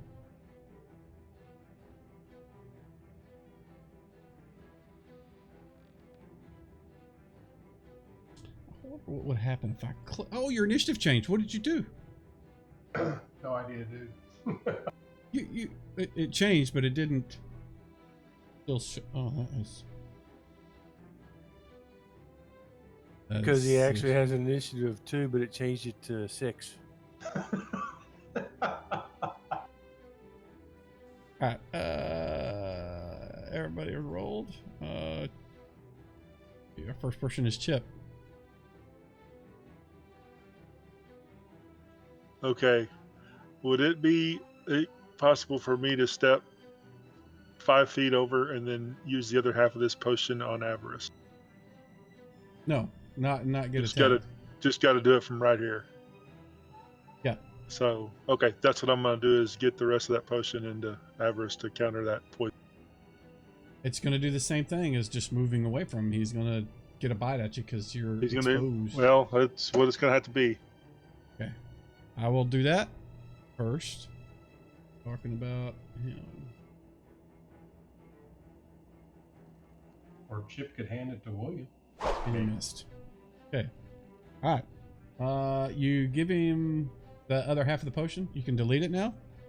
Okay. He is no longer unconscious. William.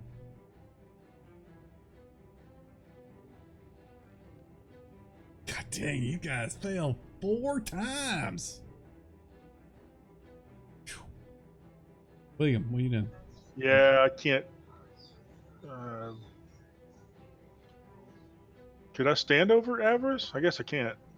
He's fixing to get up, so I can't do anything. I'm gonna hold. Anna. Alright, now I really am going to cast magic missile. All right. Fireball. Do it Yeah, it could have been fireball. to it. You are what level? Alright. I put this right on him. Boom. Oh, there he goes. Kill him with Awesome. fire. That is the last of the spiders. You're dead. Spider is my only weakness. It's like everybody's weakness, apparently. Everybody that got hit failed. Yeah? Or am I Yes. wrong? Nope, that's correct. They all failed.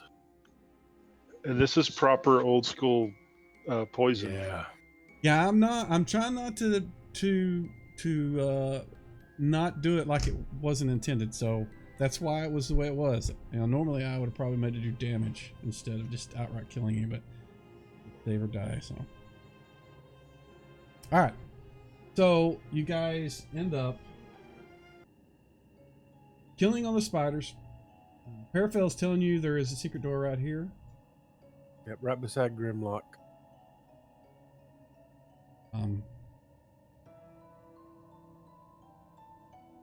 The room itself is empty other than the bodies of the spiders strewn about. And the rope hanging down from the ceiling, which Yes. started this whole mess. Yes. Pull the rope, he said. It'll be fun, they said. I didn't actually pull the rope. I didn't actually touch the rope. You didn't get the By the chance. way. No, you didn't. Yeah, you should. Just saying. Probably a bell tower. Well, we're gonna check out this secret door first. It is indeed a bell tower. Whoever said that, you recognize the type of structure and the rope and all that kind of good stuff. Quasimodo. All right, who's looking at the wall there on the secret door? I'll take a look at it since they pointed it out, and I'm standing right here. It looks like with Parafel helping you kind of locate the crack, you kind of stick your fingernails in there and grab a hold of it, and you can pull it out and open it up.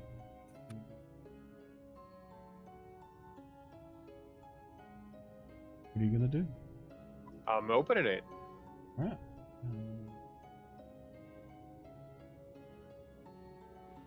Time is it getting to be? Almost midnight now. Oh shit.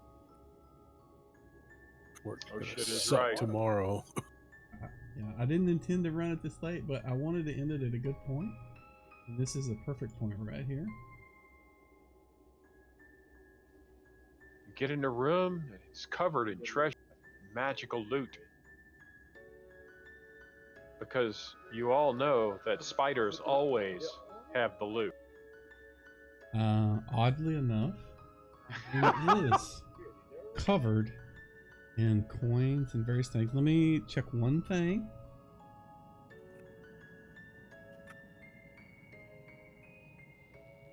The room itself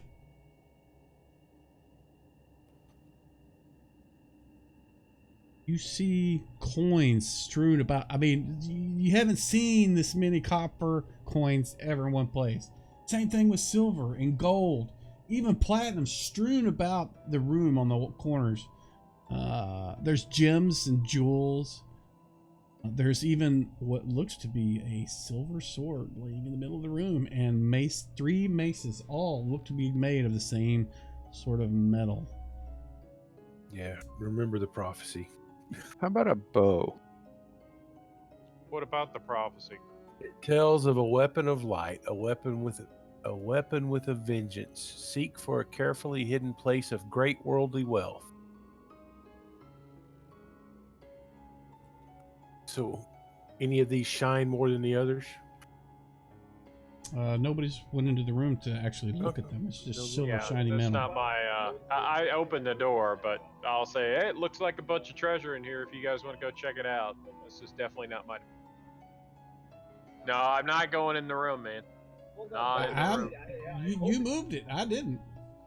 I didn't move it. I promise. I just accepted. Somebody it. else moved. I did. I was trying to get my line and it grabbed his. All right. So the person I was looking for, William, walks into the room. He's got both of his weapons out in his hands, and when he does, there's this flat bar piece of metal that's kind of inside of a pile of coins. The coins begin to wriggle and shimmer and slide away, and this piece of metal flies out and slides down his blade and takes the place of the hilt of his other weapon, or what was on the longsword. When it does, the blade kind of flashes and the blade turns transparent. It's almost like glass. But there are the other things and things on the floor, the maces and the other sword that's laying on the ground. But that's what happened when William walked in. So it broke my longsword? It I think it just made it better. changed it. It turned your blade into what looks like glass, and it looks kind of shiny. Okay, I kind It of has a like, blue glow almost. Okay, I noticed the balance has changed. It's like lighter and more well balanced than it was before. Yeah, yeah. Maybe The something like. the hilt that replaced the one that was on it seems to have made the balance perfect. It's really light and moves much more easily than it did before. Sweet. And we'll leave it at that. I'm gonna go ahead and just blaze through some of this stuff real quick because I want to get this finished about October 31st. So I'm gonna drag and drop all the stuff that's in the room.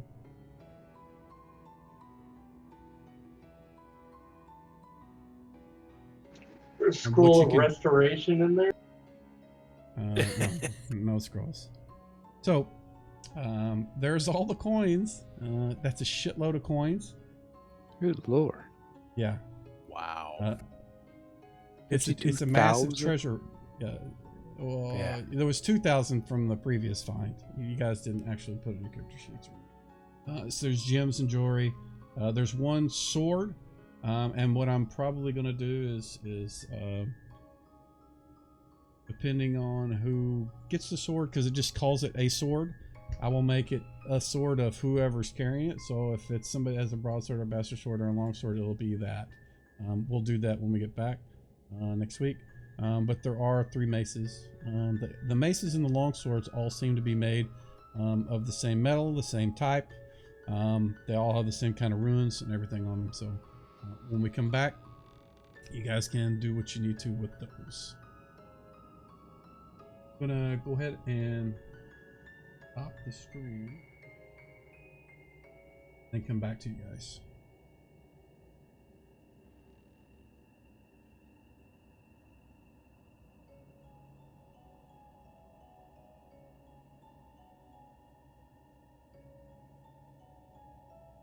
Alrighty, thank you guys for watching. If you stuck around with us, we'll be back next Thursday.